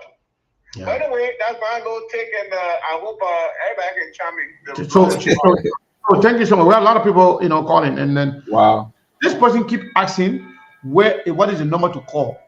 I'm not sure whether you're watching the show, but the number is on the screen, and the number is 480-862-0783. There are other numbers to call. So let's do this here. Ben Senvi is also on the line, but let's take the other person. Wow, they call. I say a lot of people watching, listening. So I think this is the Abraham Corner from New Jersey, somewhere in the East Coast. Is it Abraham Corner? Yes, good afternoon, Seko. Abraham, go ahead quickly. How you doing, my brother? Thanks again for the time, man, and the effort, man. You know, like I said, I consider this the enormity of sacrifices you guys are all making together, all those of what I call aim. I think it's just immeasurable. We got to commend ourselves. But again, my thanks to you, Steve, and my twin brother Among over there. You know, Seko, what is happening in Liberia is a very, very dictatorial and ugly tendency that is creeping in again in the society. You know, until the voices I'm hearing today, until it can be amplified, that situation is going to get exacerbated. You know, the Unity Party and the leadership of Joe Boakai, they are setting the pace for two things to happen. One, they are focusing on the central bank, how they can get rid of talent over there. So if they set the pace at the smaller level and they appoint these people and go with impunity, the next focus is going to be the central bank. Secondly, the next thing they're going to do is the election commission. They're going to get it bravery to remove the commissioners at the election commissions, and then they get justification for it in this way. And it's a troubling thing. People should transcend their opinion way above party lines right now. This have nothing to do with partisan right now. Because if you retrospect, even under George Weah, when he appointed Nobuki, Wambodiki, the noise alone from the people and the resentment, you were constrained to withdraw that thing, rightfully so. Now, if you're going to have people under Vice President Boakai at the time, all the tenure position you're talking about, he presided over them as president of the Senate. And he affixed his signature to every document that was sanctioned by the Senate. And today to come and flood those laws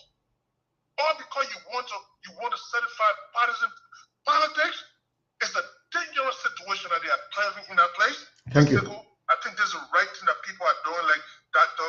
Gonko that was on the show, and even Chairman Yato that we're talking about right now. No, I mean, I can tell you, like I said, man, a lot of, you know, key people in government and are listening and are watching. And I hope they will listen to the calls of the people. Right after that, because that's right there. Look here for Ahmed Glass. So they're fighting for that fishery department. That place was dormant since post-war. Until Ahmed Glass could get to there and make a viable place that they are fighting for it today. All right. Abraham, thank you so much. Let me take another caller. Okay. All right. Let's go to Chairman Ben Sammy here. Ben, how you doing, sir? It's good to be here. Thank you. And we're just following. Can you hear me? You're live, sir. Okay, good. Thank you. Yeah, been following. We, you know, everybody's on this discussion. But I just wanted to chime in on something, and I agree with your analysis and everybody else's analysis. I mean, I was listening to Bushi Ben Keita, and I thought I was listening to a gangster. When you hear in this modern dispensation, this modern political dispensation, when you hear the legal advisor to the president, and by the way, he didn't want to stop there. This is the same guy who picked up the phone and called a judge to dismiss a supposedly criminal case against Prophet Key, right? Oh, he did? He's the one. He's the one. In fact, I think he talked about it today during his press conference that he did it based on the strength that there's a table mounting declaration. But that is not your rule. That is not your rule. The judge should be able to adjudicate the case and say, hey, there's no merit in this being a criminal matter. That's not how you run a country. You know, so that's what I said. I mean, is Bushi Ben Keita, is he a legal gangster? Because that's how he sounded today. You know, we want this message to go very clear. You know, we're not going to be held down by tenure. Like everybody has said previously. Who initiated this tenure thing in our politics? Into our governance system? The Unity Party. The Unity Party government. The UP Party. It was Vice President. It was President Joseph Boakai, who was then Vice President, who presided over the Liberian Senate. He was president of the Liberian Senate when all of these laws were passed. And so and what is the spirit and intent of tenure? The spirit and intent of tenure is that those who are serving in those capacities or in those roles are not beholden to political pressure from the executive. That is the reason why you have a situation with tenure. So now if you remove all these people and you bring in new people, aren't these people clearly, there's no basis for them to even have tenure, because the precedent now has been set that, like he said, according to his words, if you don't serve at the pleasure of the president, right? And he talked about the Constitution. Yes, the very Constitution gives protection to a subset of laws, right? Even this issue of the Code of Conduct, one of the reasons why the Code of Conduct has pretty much been flagrantly violated and dormant is because successive regimes have not appointed an ombudsman. They have not appointed an ombudsman. You know, that is the reason why we have not had a situation where the Code of Conduct have been followed. It's almost like you have people. It's almost like you saying you want to fight crime without a police force. That's kind of like how they're looking at doing it. And so it is mind-boggling. I'm agreeing with everybody.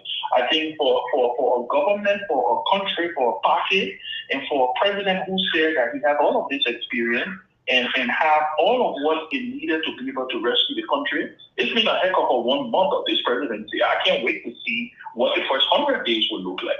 They will go about doing things. I mean, people will just go, people will go ahead and just do things because, I think, like Monk stated in his statement, what is the message being sent across here? That it's supposed to be all hail to the chief. Yeah. What are they trying to do? Are they trying to create a North Korea in Liberia? Is that what they're trying to do? But I can assure the Unity Party that this is not going to, people are not just going to roll over. No. They can rest assured. People are not going to roll over. This is not going to be, we're not in the 70s or the 60s or even in the 40s here. People are not going to roll over. There are recourse that we can take, that we can follow, and I think it's going to be followed. People are planning. People are getting the legal arguments in place. And this is only going to serve as a distraction for a government that should be worried about dealing with the economic situation in the country. They're not worried about that. They're worried about trying to place zealots in positions that they can turn around and pass around and say that they're running a country. But listen, fascinating discussion. We're going to pick it up today on the closing argument on this thing. We're going to go a little deeper into it. But I just wanted to say fascinating discussion, and we're following. And thank you again for all you guys do. Thank you, Ben. Thank you so much. We appreciate it. Well, Happy New Year. Sarah's been on the line for a while now, our man Sarah. But go ahead, then we'll take Sarah's. Take that person. Since Sarah's is the insider, we'll take him last week. Take that person, then we'll take Sarah's. See, you have a call? I think you have a call. I'll just say Happy New Year to Chairman Benson because. Okay. Let's go to Charles here. Charles, how you doing, my man? I know you've been struggling to get through, but we have a lot of callers, man. But it's your home, so we don't worry about you too much. You still make it.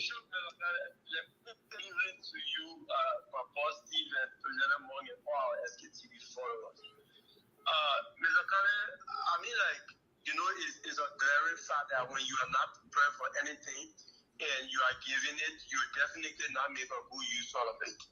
What do I mean? The Unity Party were not ready for power. The Unity Party felt that they could just come to power because the CDC were not the right people to be there and ruling them. And that is just what it tells you.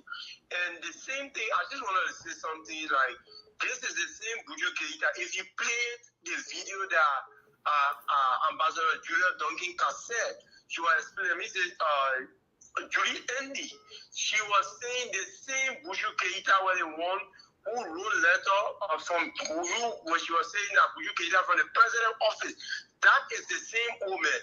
And the reason they're using this old man is because he's rude. I'll tell you, Mr. Kale, he's a very donkey guy. You listen to him, even from his physical expression, you could see how he was saying these things. I mean, like saying it with force and doing these things to make people afraid. And Mr. Kale, these things are not funny. Those are things that can take people back to the dark days. Hopefully the not. Unity Party wants to be a dictatorial government.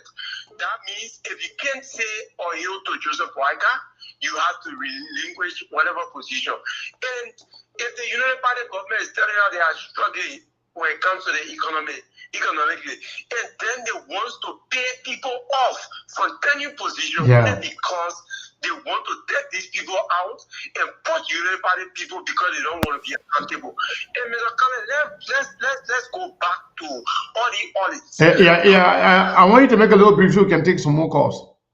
Okay, no problem. If you want to go longer, then you can just join us on the set.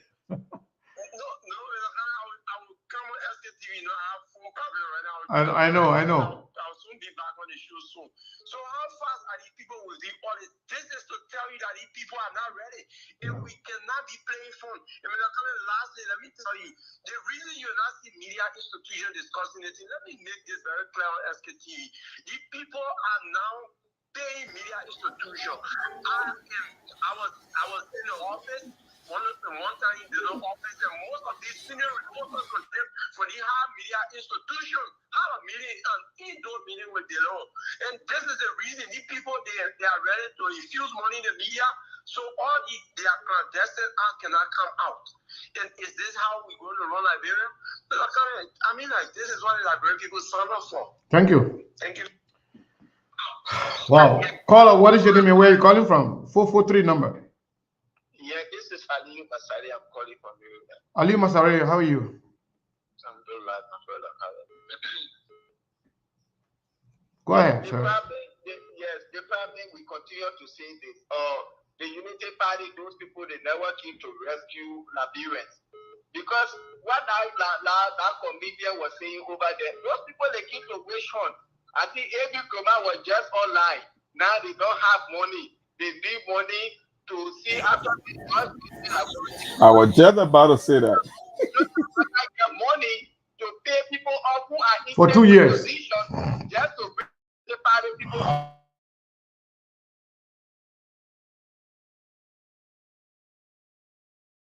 the DE.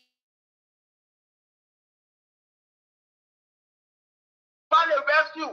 Joseph Parker will get his Blamado degree. He keep bringing his friends that will receive Blamado. You see, instead of bringing young people in, you bringing people of your C degree that you get. Tell Blamado time. No improvement. You work for 42 years. People brag on. So which degree is the Blamado degree? The 1940 degree that he has. These are Blamado degrees. Nothing no people know again. They can't even say, remember what they learned. We're talking about bringing people with fresh memory. You see, they use them bringing those 1940 degree. What those people know again? While they rescue, you keep to rescue this country. To be wishing people, you say, oh yes, we keep to rescue the country. This is a serious embarrassment with the people. So our president got a Blamado degree. He got a Blamado degree. That's why he's bringing people of the same Blamado degree with no experience. People say he had experience. He didn't learn nothing for the 2 years working in government. That's why man has already hired him as a whole car parking garage. Joseph Parker is a disgrace, embarrassment, and disaster that has taken over our country. When we pray, let's pray for our country, but nothing is going to improve in Liberia under the leadership of Joseph Parker, but just a wish on and corruption more than ever before in the history of Liberia. This is so sad. We need to pray for our country. Or else, we'll be all in the country. We want to go back tomorrow when we get home, when we retire working, because our country will not be anywhere. I continue to say this. Liberia will be a better place in the year 2065 by our children and grandchildren. But if those kind of things continue happening, I think we are going anywhere or we are going backward. Thank you. Thank you. Thank you so much. So, folks, once again, today is Friday, and just as normal as we normally do. More in fact, promise that when we come on between Thursday and Friday, people will try to contribute to SKTV more without fundraiser we're doing. But up to now, we stay hanging. Yeah, we need to close this thing, man. Today, I mean, come on. Well, we still need about $700 to go. $700. Yeah, yesterday we told you that we have like a $920 left, but some people donated, so we have $700 to go. So we are 300. Just 70 people can contribute a cup of coffee. $10 will get 700. We're not 300. We got about 484. Yeah, I mean just on the Facebook platform alone, just $10. 70 people. But they're not going to do that. Let's take this call right here. Call up. Hold on 1 second. I got two different callers on here. Oh my God, a lot of people call. Their lawyer keep calling. Mr. Lawyer, I'll call you back. Please, let's get some first-time callers. Let's get some different calls, man. Yeah, let's get some first-time callers. Call out 602 number. What is your name and where you calling from? The lawyer name again. Yeah, you're live. Yeah, I'm calling you from Texas. Go ahead. What is your name? My name is Ma-Anna. Okay, the woman that said the last time, the people that are young on the finish pass by all. Anyway, go ahead. Again, say again. No, it's okay. I said somebody said the last time the people that were beyond the already finished pass by all. Oh, no. Oh, okay. Now one lady said that the last time. Well, go ahead. Okay, SK. This Unity Party is a real photocopy of two-way party. Okay. Their behavior is not different for two-way parties, so old folks. People, our own law that will pass when Bwaka was there as VP, that the one he said he's going against, just to bring discrimination in the country.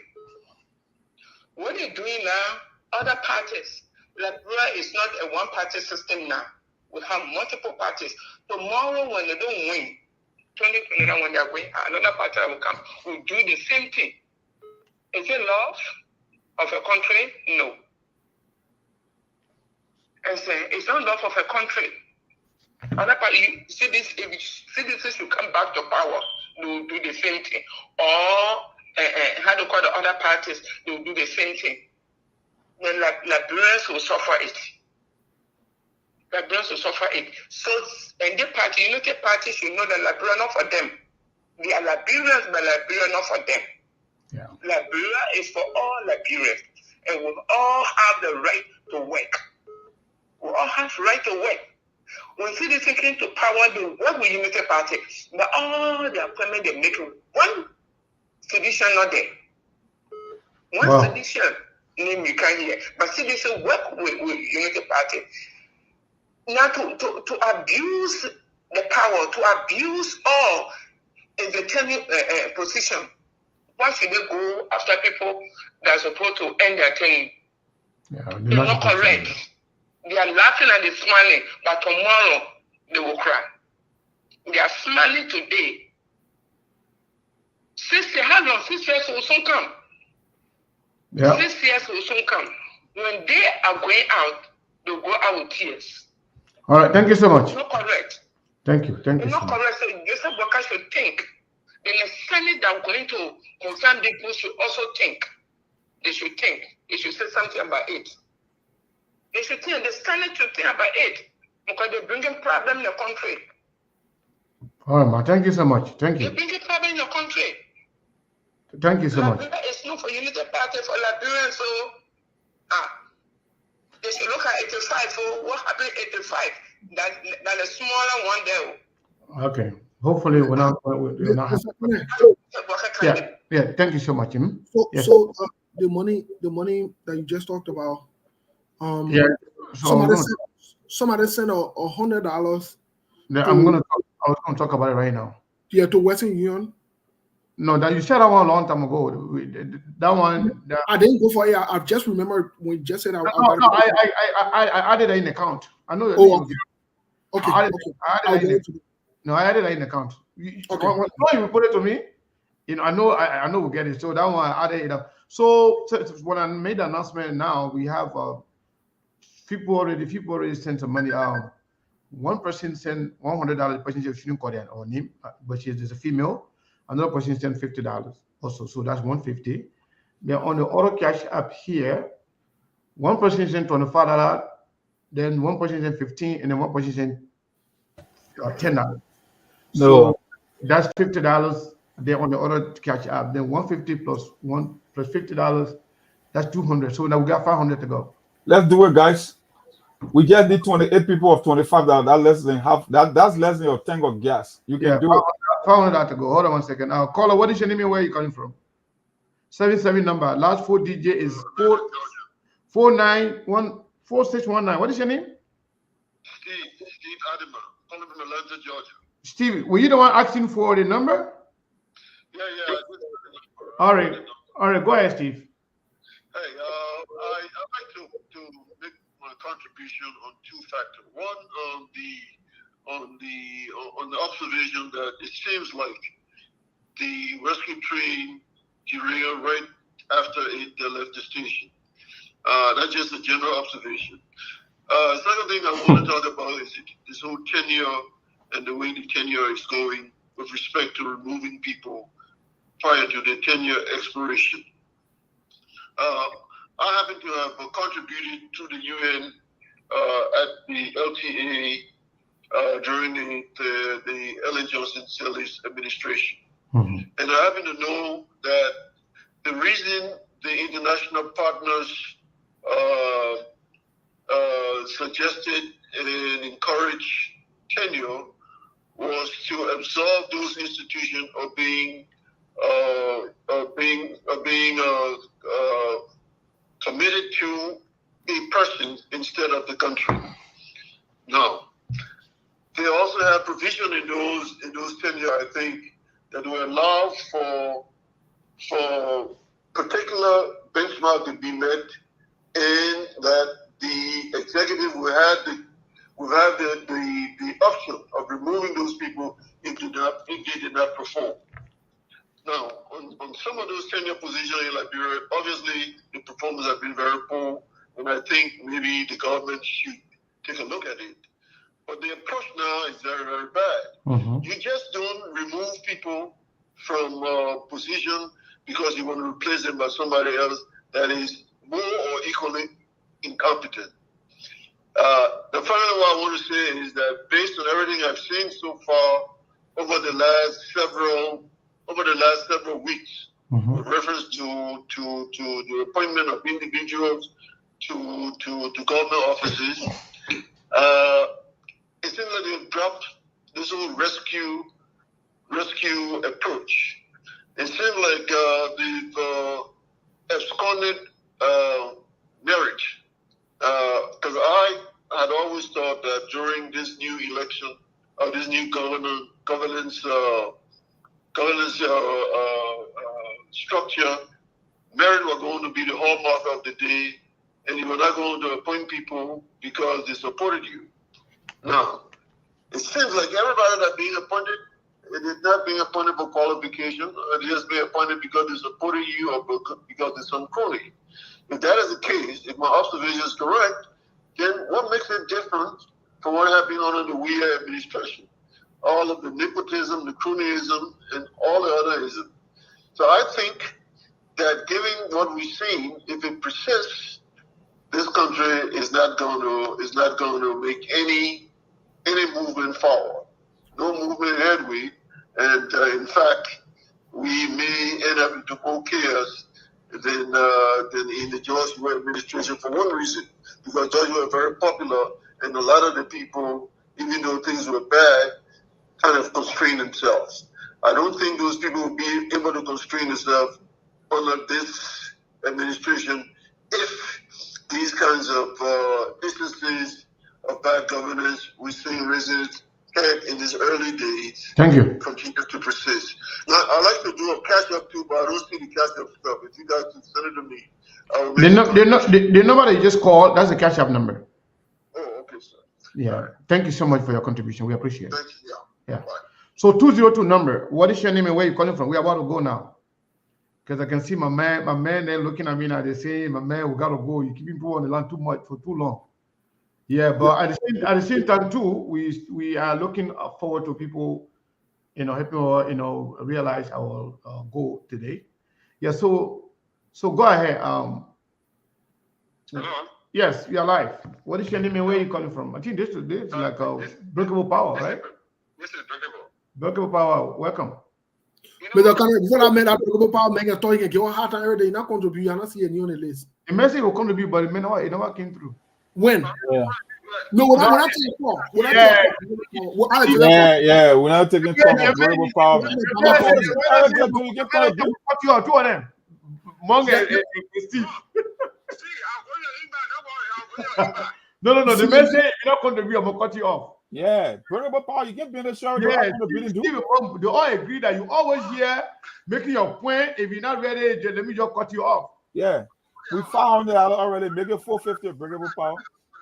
Okay, you know what? Eugene begging for you. Eugene say we're going to mention and the mail will contribute later on. Eugene begging for you. Go ahead. Okay.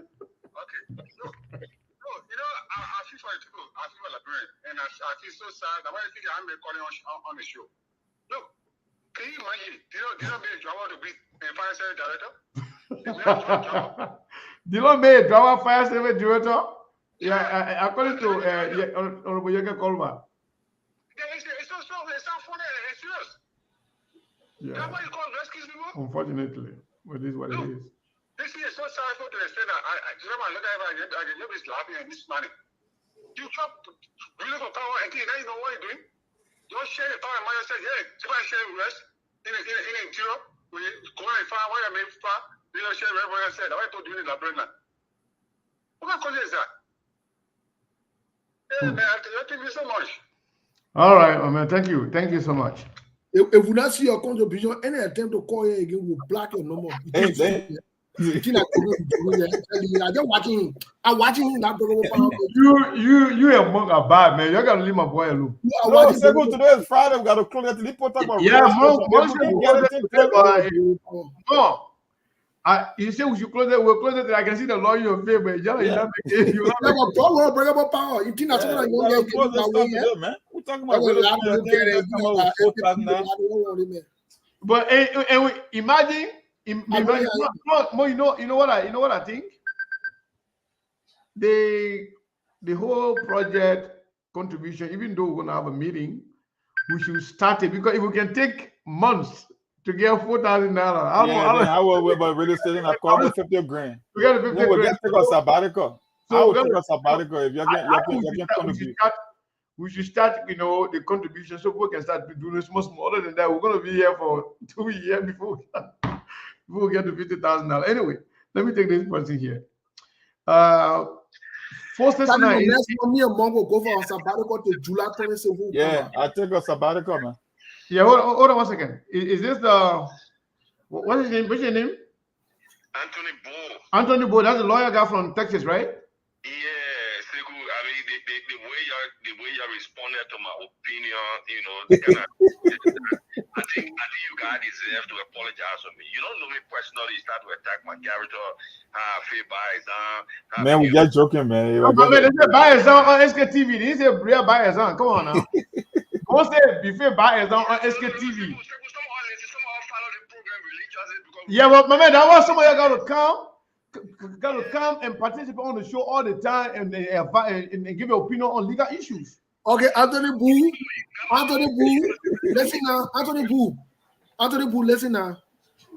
Sorry, you never failed to buy his own SKTV. You passed. Did you make your contribution on SKTV? I just made a simple mistake. I was trying to name the three institutions that the Constitution granted, tenure. And I mistakenly left one and named the Anti-Corruption Commission. It's okay, my brother. We got you, man. We got you. This SKTV will love that first opinion, We don't have to agree all the time. That was your take. I was trying to make is that you cannot create tenure institutions unlimitedly. You can't do that because if you do that, even Ministry of Youth and Sport will want to have tenure. Yeah, but who decides that? It's the Constitution. No. I mean, in terms, let's say, okay. Yeah, let's say. When it comes to tenure, the Constitution is specific. Okay, let me tell you something. You're taking us back into the Constitution. When you say the Constitution is specific, yes, the Constitution talks about autonomous public commissions, right? Yeah. It doesn't say tenure position. You call it autonomous, right? And then under the same article, as long the Constitution is vague, it says the legislature can enact or create other laws in other law in for agencies. Now we don't say, well, that's unlimited, as much as they can. Where they say as may be necessary. That is necessary. What they use? Where does it didn't say just create it. No. But as it may be necessary for the effective operation of the government. Let's talk about autonomous. No, Anthony Bau. We're not going. I don't think we have enough time. Anthony, tell the apology and go. When we go buy into the tea, something will not take about. You know what? They may want to buy us, but you won't give us buyers in our own show. Except my respect for the law, the Constitution. All right, Steve say the apology you get from him right now, you must take that. You go. Now we're going to do your business because when we hold it in here, my man, you can go anytime, my brother. We all want to keep the Baka administration in check, but this particular situation, I don't think Joseph Baka administration is wrong. That's what you think, and we respect your opinion. Most of the training institutions were created because the earlier administration wanted to protect the jobs of her friends. And how can Joel did now remove them using the legislature? Because maybe he never had a reason to. Okay, so Joe Bagay had a reason to, and it was created by Joe Bagay. But that's the power he has as the president of LDEA. Yeah, well, the president got no power to follow the Constitution. No, yeah, the president got no power. My man, he has much we will joke about these things. The president got no power. Yeah, that's why Steve said you should go because that explanation is not holding power, it ain't holding water. I mean, you're going zigzag. I mean, hold on for you. you put in whole. You put in whole. Listen now, listen. You put in whole on our contribution for the team of money we're trying to finish here today. So all the time you finish taking for all now. Yeah, that fit it. Don't be that to let go. Fly American saying, "Oh, I fit it." If you don't say we will. Oh, but you're the word, man. Political muscle, political influence, and political pressure. Yeah. The coalition provide for only three. And the legislature got the power to create more autonomous as the deem necessary. Create a referendum and increase it from 3. All right, no problem. Thank you. If you don't create a referendum, you cannot increase it from 3. Okay, no problem. We got you. So all the that were created outside of the 3, they put their own constitutional because they are inconsistent with the constitution. Okay, thank you. Yes, they exist in the function, but they are not consistent with the constitution. All right, no problem. Thank you, sir. Yeah. All right. When it comes to authorized creation. Yeah. Yeah, oh man, I don't know though. Anthony carried out Tony. Let me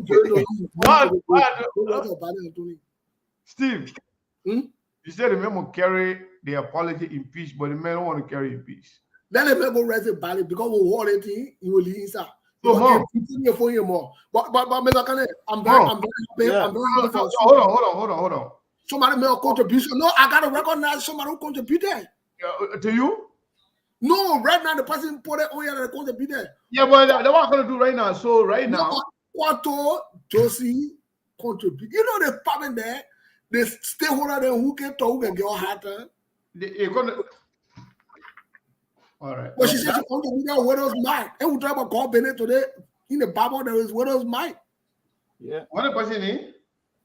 Quato Josie, or last name Watson, Mrs. Watson. Watson?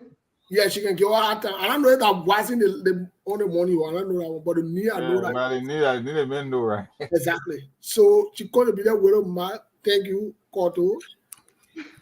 All right, thank you, Quato. We appreciate it. Yeah, we appreciate it. You know what I mean? Send a lawyer can tell her what time we get apology or he do nothing. Yeah, he even do something to get fit. No, we leave with God. We leave with God, my brother. That God better talk to you.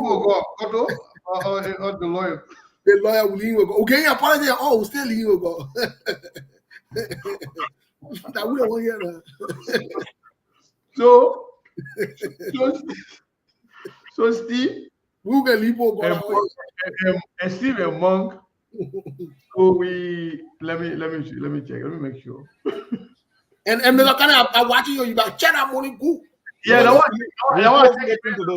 don't be like Joseph Baga. Check that money good. Check that money very, very well. I can see. So exactly. Right now, okay. You want we got about. I'm trying to add the one. Somebody saying 30 to zero. So I'm trying to add that one to the cash app. So we got about 340 out of 700. So that means we're halfway. Yeah, they're closer today before the show comes to an end. We don't got 360 to go. Yeah, 360. Yeah. So we came here with level 700. So at least people are trying. 25 before 20 president of 17 president can get it done. We are taking somebody for next month. I'm coming back to July. Don't say it. Every time when I want to take off, every time I want to, if you know when I used to do the show, Mama, so I used to go whole 3 weeks. I don't do show on 1 month. I will not do show. Still the one that say I shouldn't do that. But when I used to come, I'll go do my thing. When I finish, when I come back again, people will still come back. She said, "Oh no, we gotta be consistent. People are used to the show. Do the show every day. It's hard. It's hard. You gotta come out with content every day. It takes time. And most of the time too, I have tried to actually, sometimes change job to do certain things that it kind of coincide with my show time. So every time I got to just avoid doing anything that will, somehow conflict with the time I do show. So it means a lot to me. So I can be forced to do some nice stuff, man. Yeah. So that was when I can be so tired, sleepy and stuff. And doing this thing every day, then that's one thing. But now we're going to do even the bigger one. Having SKTV radio on. trust me, is a bigger task. It's bigger attention. You know, it means a lot. But we need it. If we really want to change Liberia, we need it. You see what's going on right now? When we started this show, I know people then that were here. You know, Steve can always say it. And some people can text me actually say, you know, we are watching. I'm watching. But I can't call people name that can come here and watch. But one thing I can tell you for sure, our presence in Liberia is needed than ever before. Because what we do, it has impact on the people. Seriously. But the government people are not going to come here to tell you, say, oh, what you guys doing is good. You do it or you shouldn't do it. No. But they enjoy it and they benefit from it every day. Do you know we have made several recommendations here that the government, you know, they have, you know, use it. They don't want to give us credit, but no, they won't. They listen. Trust me, they listen. Mr. Kane, there are few people that reach out to me and say they to be there. Okay. Just now? Yes, look at Coco. Yeah, that was close to TV. But that just was after the announcement. They just texted me right now, so I don't know. Oh yeah.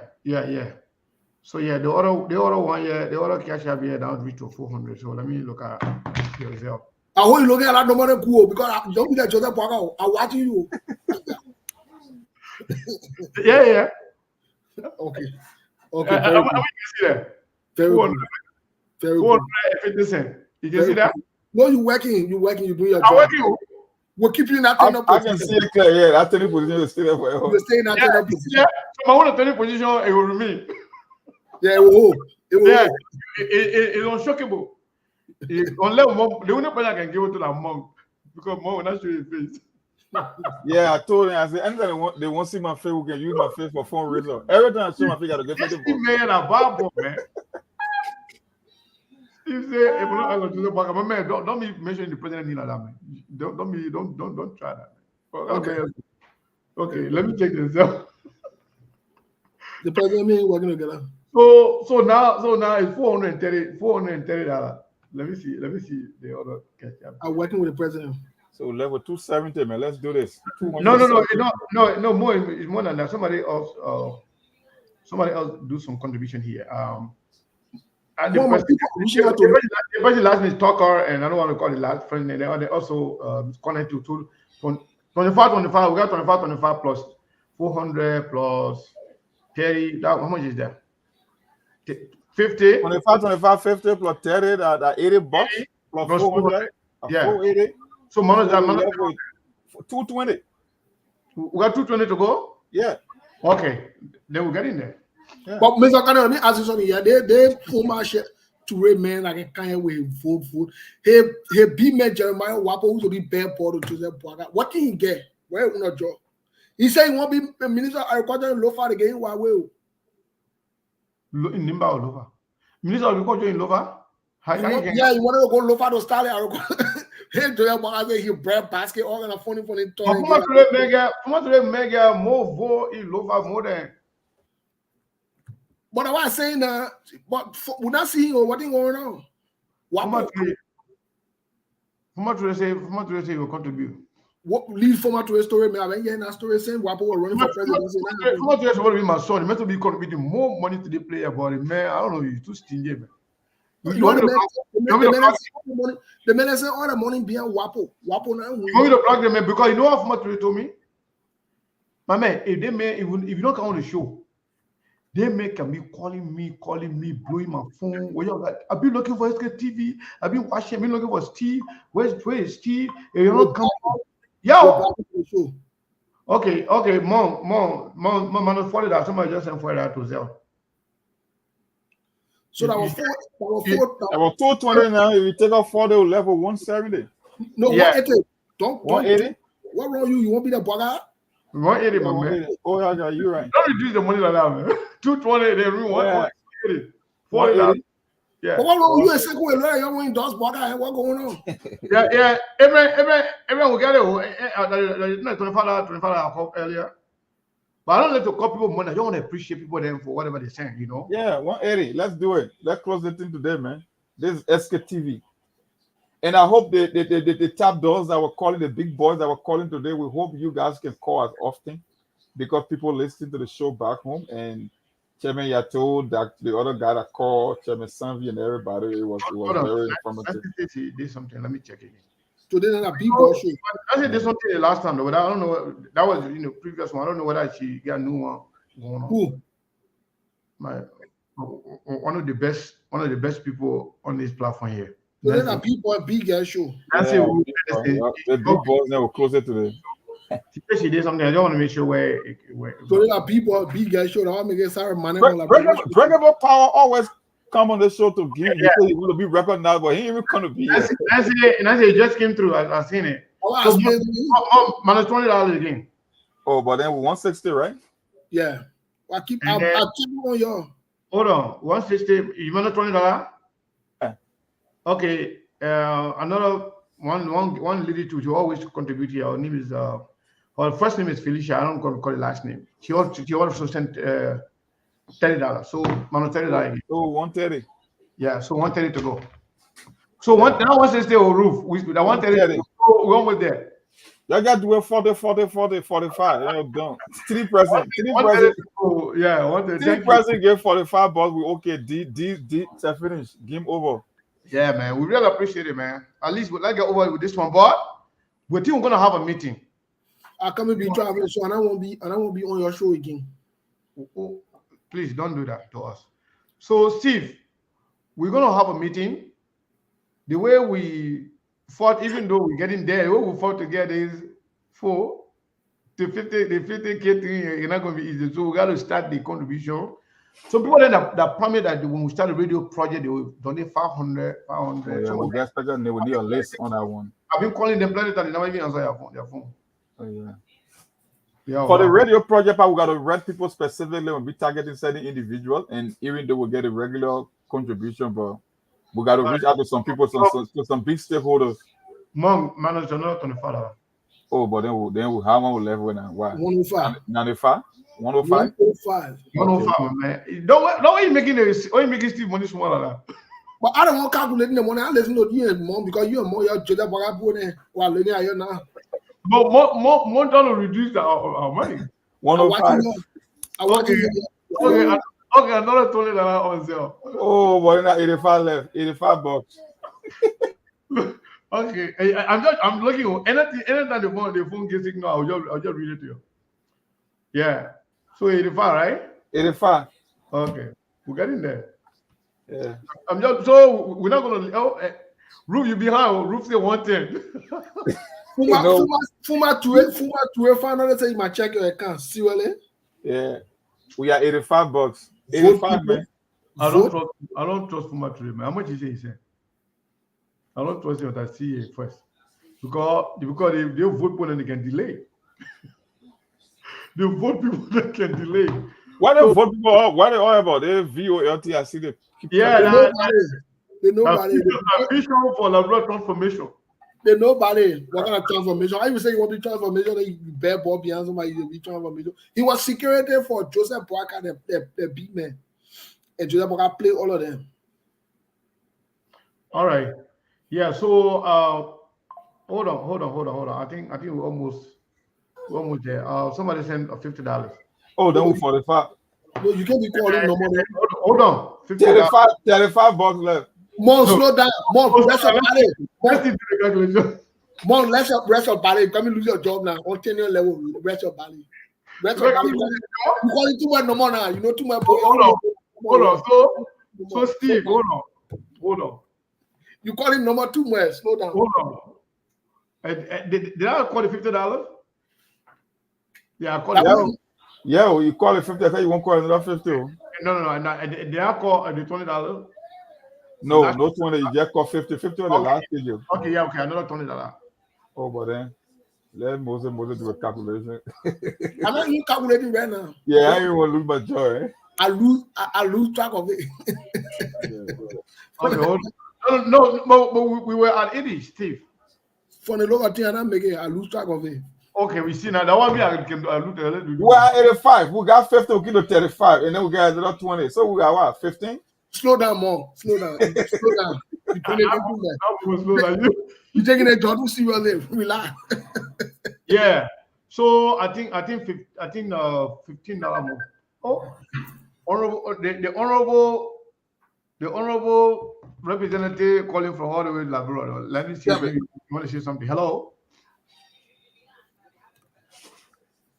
Oh, the honorable say want to make a contribution. Let me. You got to pull it on live, man. Hold on. You want me to put you live? You want to say something? Okay. Hello. You're live, honorable. You can call me. You're live. So I want to make a contribution on $1 Who want to drink that one now? Joseph Baga going to drink that one? Yeah. But you think we'll sell it and get the money? Oh. Yeah, I can give it to where your man is. Melbourne or Saros? Oh, Bridget.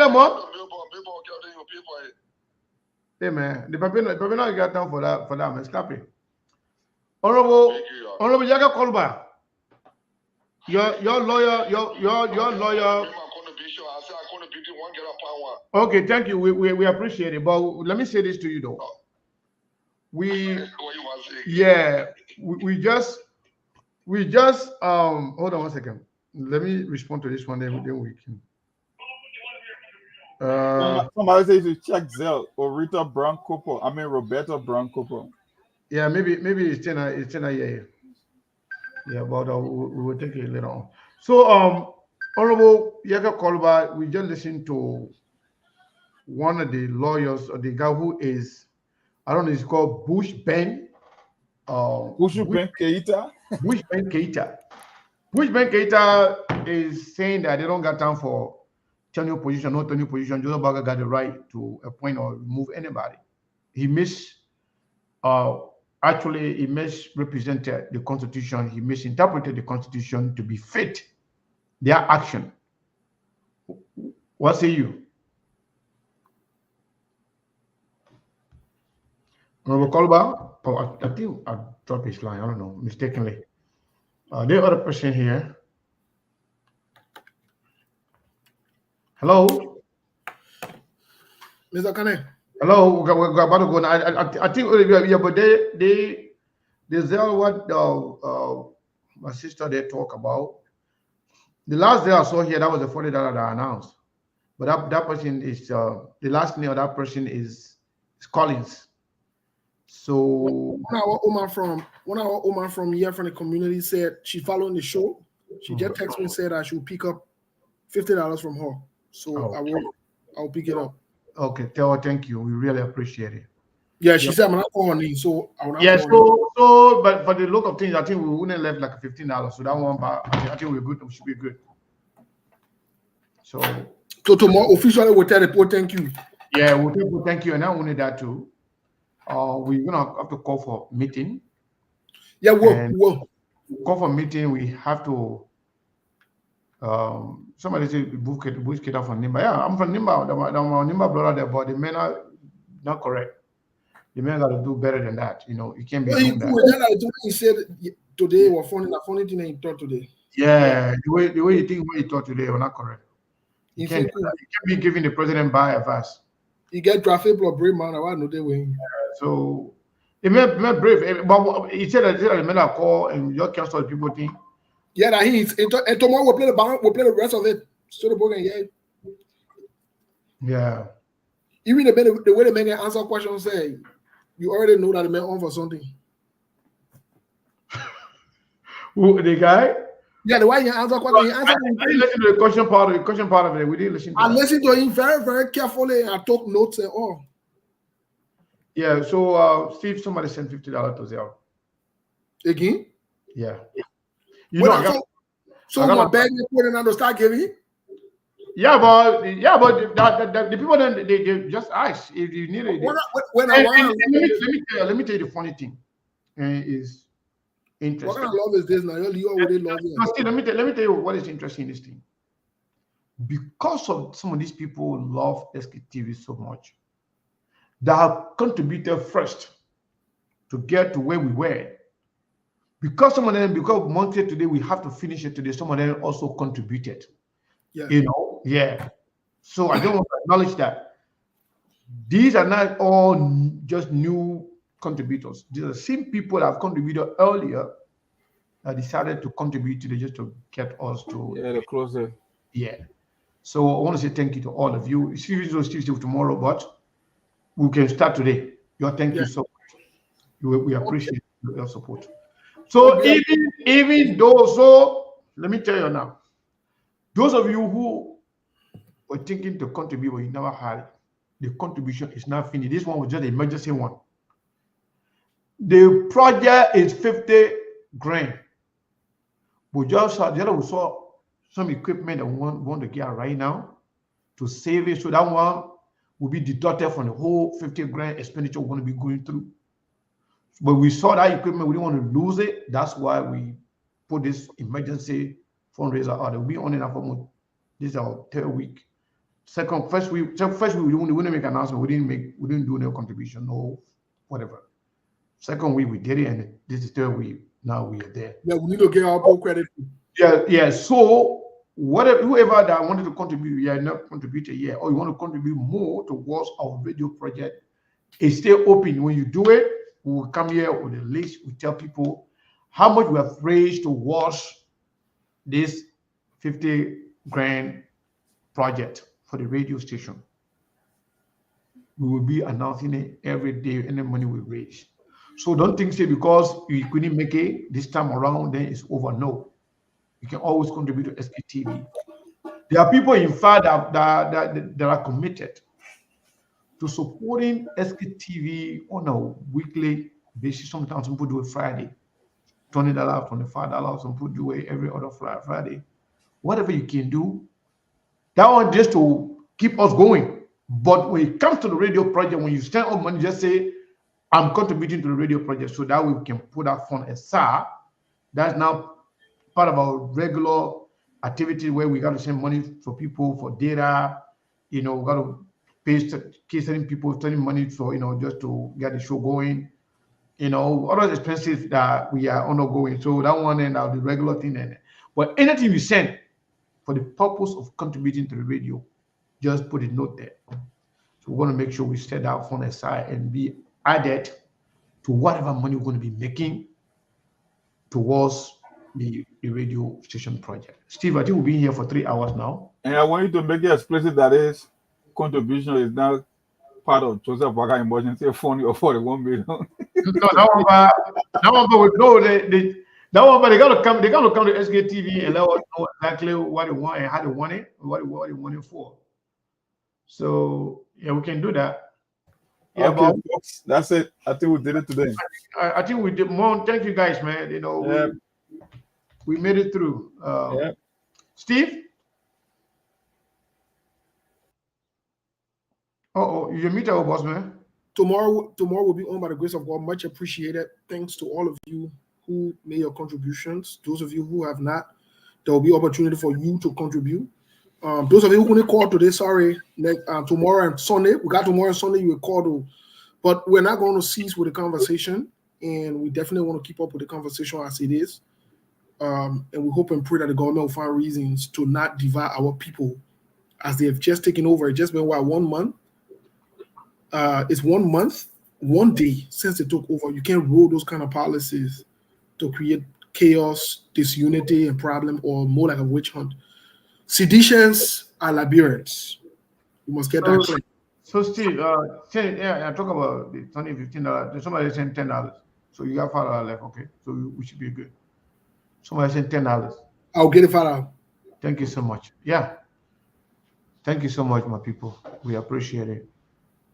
Yeah. So Steve, you want something? We want something else other than that we can go now, though. Yeah, I think we can make it. Mr. Kane. Then after I'll see you got something. Yeah, man. Yeah, now whatever was supposed to something sort of happen that day. Mm-hmm. Remember Yeah. Sorry there. Yeah, I saw you moving. I saw you moving things. Yeah, we gotta move, we gotta have a meeting today. So you can see me after the show. No, I don't know about after the show, but I will see you. Yeah, but you can see me today. Yeah. If you not come through, I will call different meeting and then we'll have a meeting before you get here. So you facing things? I'll face it behind you. Well, people. I'll call Saros.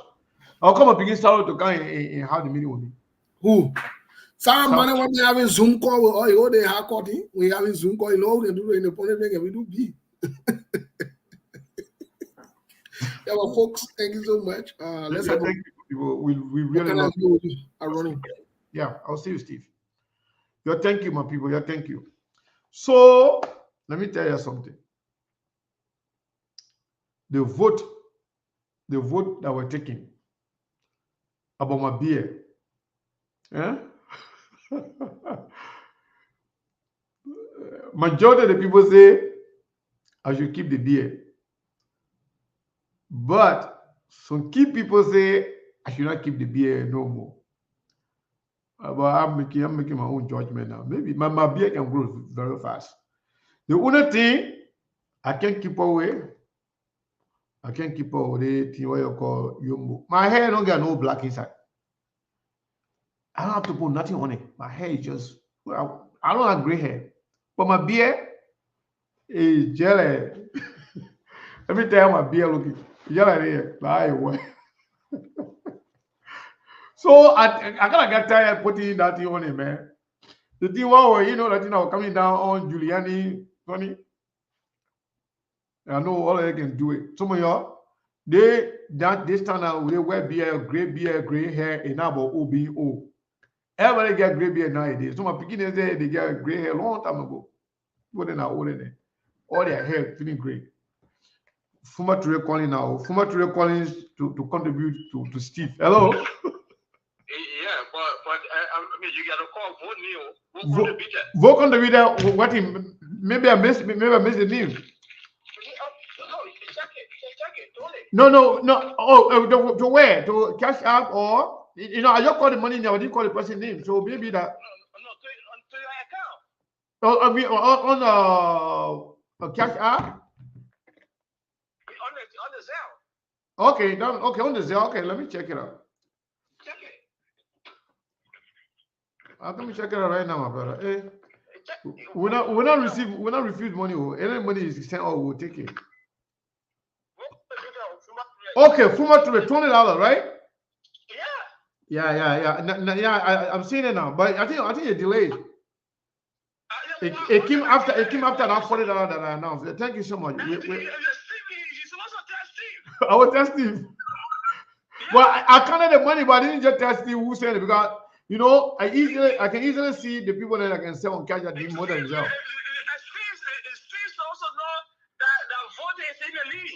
No, vote is in the page, but vote is not in the lead. Nowhere close to the lead. Vote is in the lead. My man, vote not in the lead, man. You sure you don't get $20? What about people that have been donating $200, $300 then? The people that got all here. How you be in the lead? All right, yeah, that's true. Thank you so much. We appreciate it. SKTV don't be ungrateful to vote. My man, thank you. we appreciate it. Yeah, Fuma Ture send it $20. Yeah, regional, we saw your cash app that the one I was calling earlier. So yeah, we I don't want to complete the money. Thank you so much. I don't let to call you anymore. Me, I let to call him, but when I say don't call him, so I can just call the money now. But if you leave with me, I will call everybody individually to tell you thank you. To call you and show the border book can know what you contribute, how much you contribute. Sometimes I don't let to call the money because some people feel like, okay, maybe they got small money, they think that it's not enough, but it doesn't matter. $5 said that be money. $10 that be money. Anything you send us that be money. Imagine we trying to raise $50,000. Any money, either $50,000, if you take out $10, it's no longer $50,000. It will be $49,990. Now you're looking. If you take out another $5, you'll be going down. Now you can get there. So we appreciate all of you. We try to be as transparent as we can with you guys. You guys don't see the money that comes. You don't see the person spending the money. But we try to announce every single contribution just to encourage people, other people. You know, when you donate today and we announce it, you have courage again to donate more in the future. But if you donate, then we ignore it, that's not cool. So that's why every single penny we receive, we can announce it. So now people can say, don't call my name, don't even say, don't announce anything, but I can still come and announce the money. Let's say, for example, some people, the money that, the reason why we got to this level, some people donated yesterday after the show. Nobody was looking, nobody was there. I could just now announce it, but when I do that, how fair is that to the people that have been contributing to our platform? That's why we came here. We announced what we had left. And luckily for us, we have just concluded that today. So we'll have a meeting with our team, especially those people that are on the team for the radio station project. We got some update for them. We're going to have the meeting and then we will come out with a fundraiser. Sometimes we might even have some in-person fundraiser. We got $50,000 announcement in there. We got to organize a big program to really do that. Whether there will be need for us to create a GoFundMe, people that can be afraid to support on GoFundMe. Now GoFundMe, you can do contribution anonymously. You can contribute without actually, you know,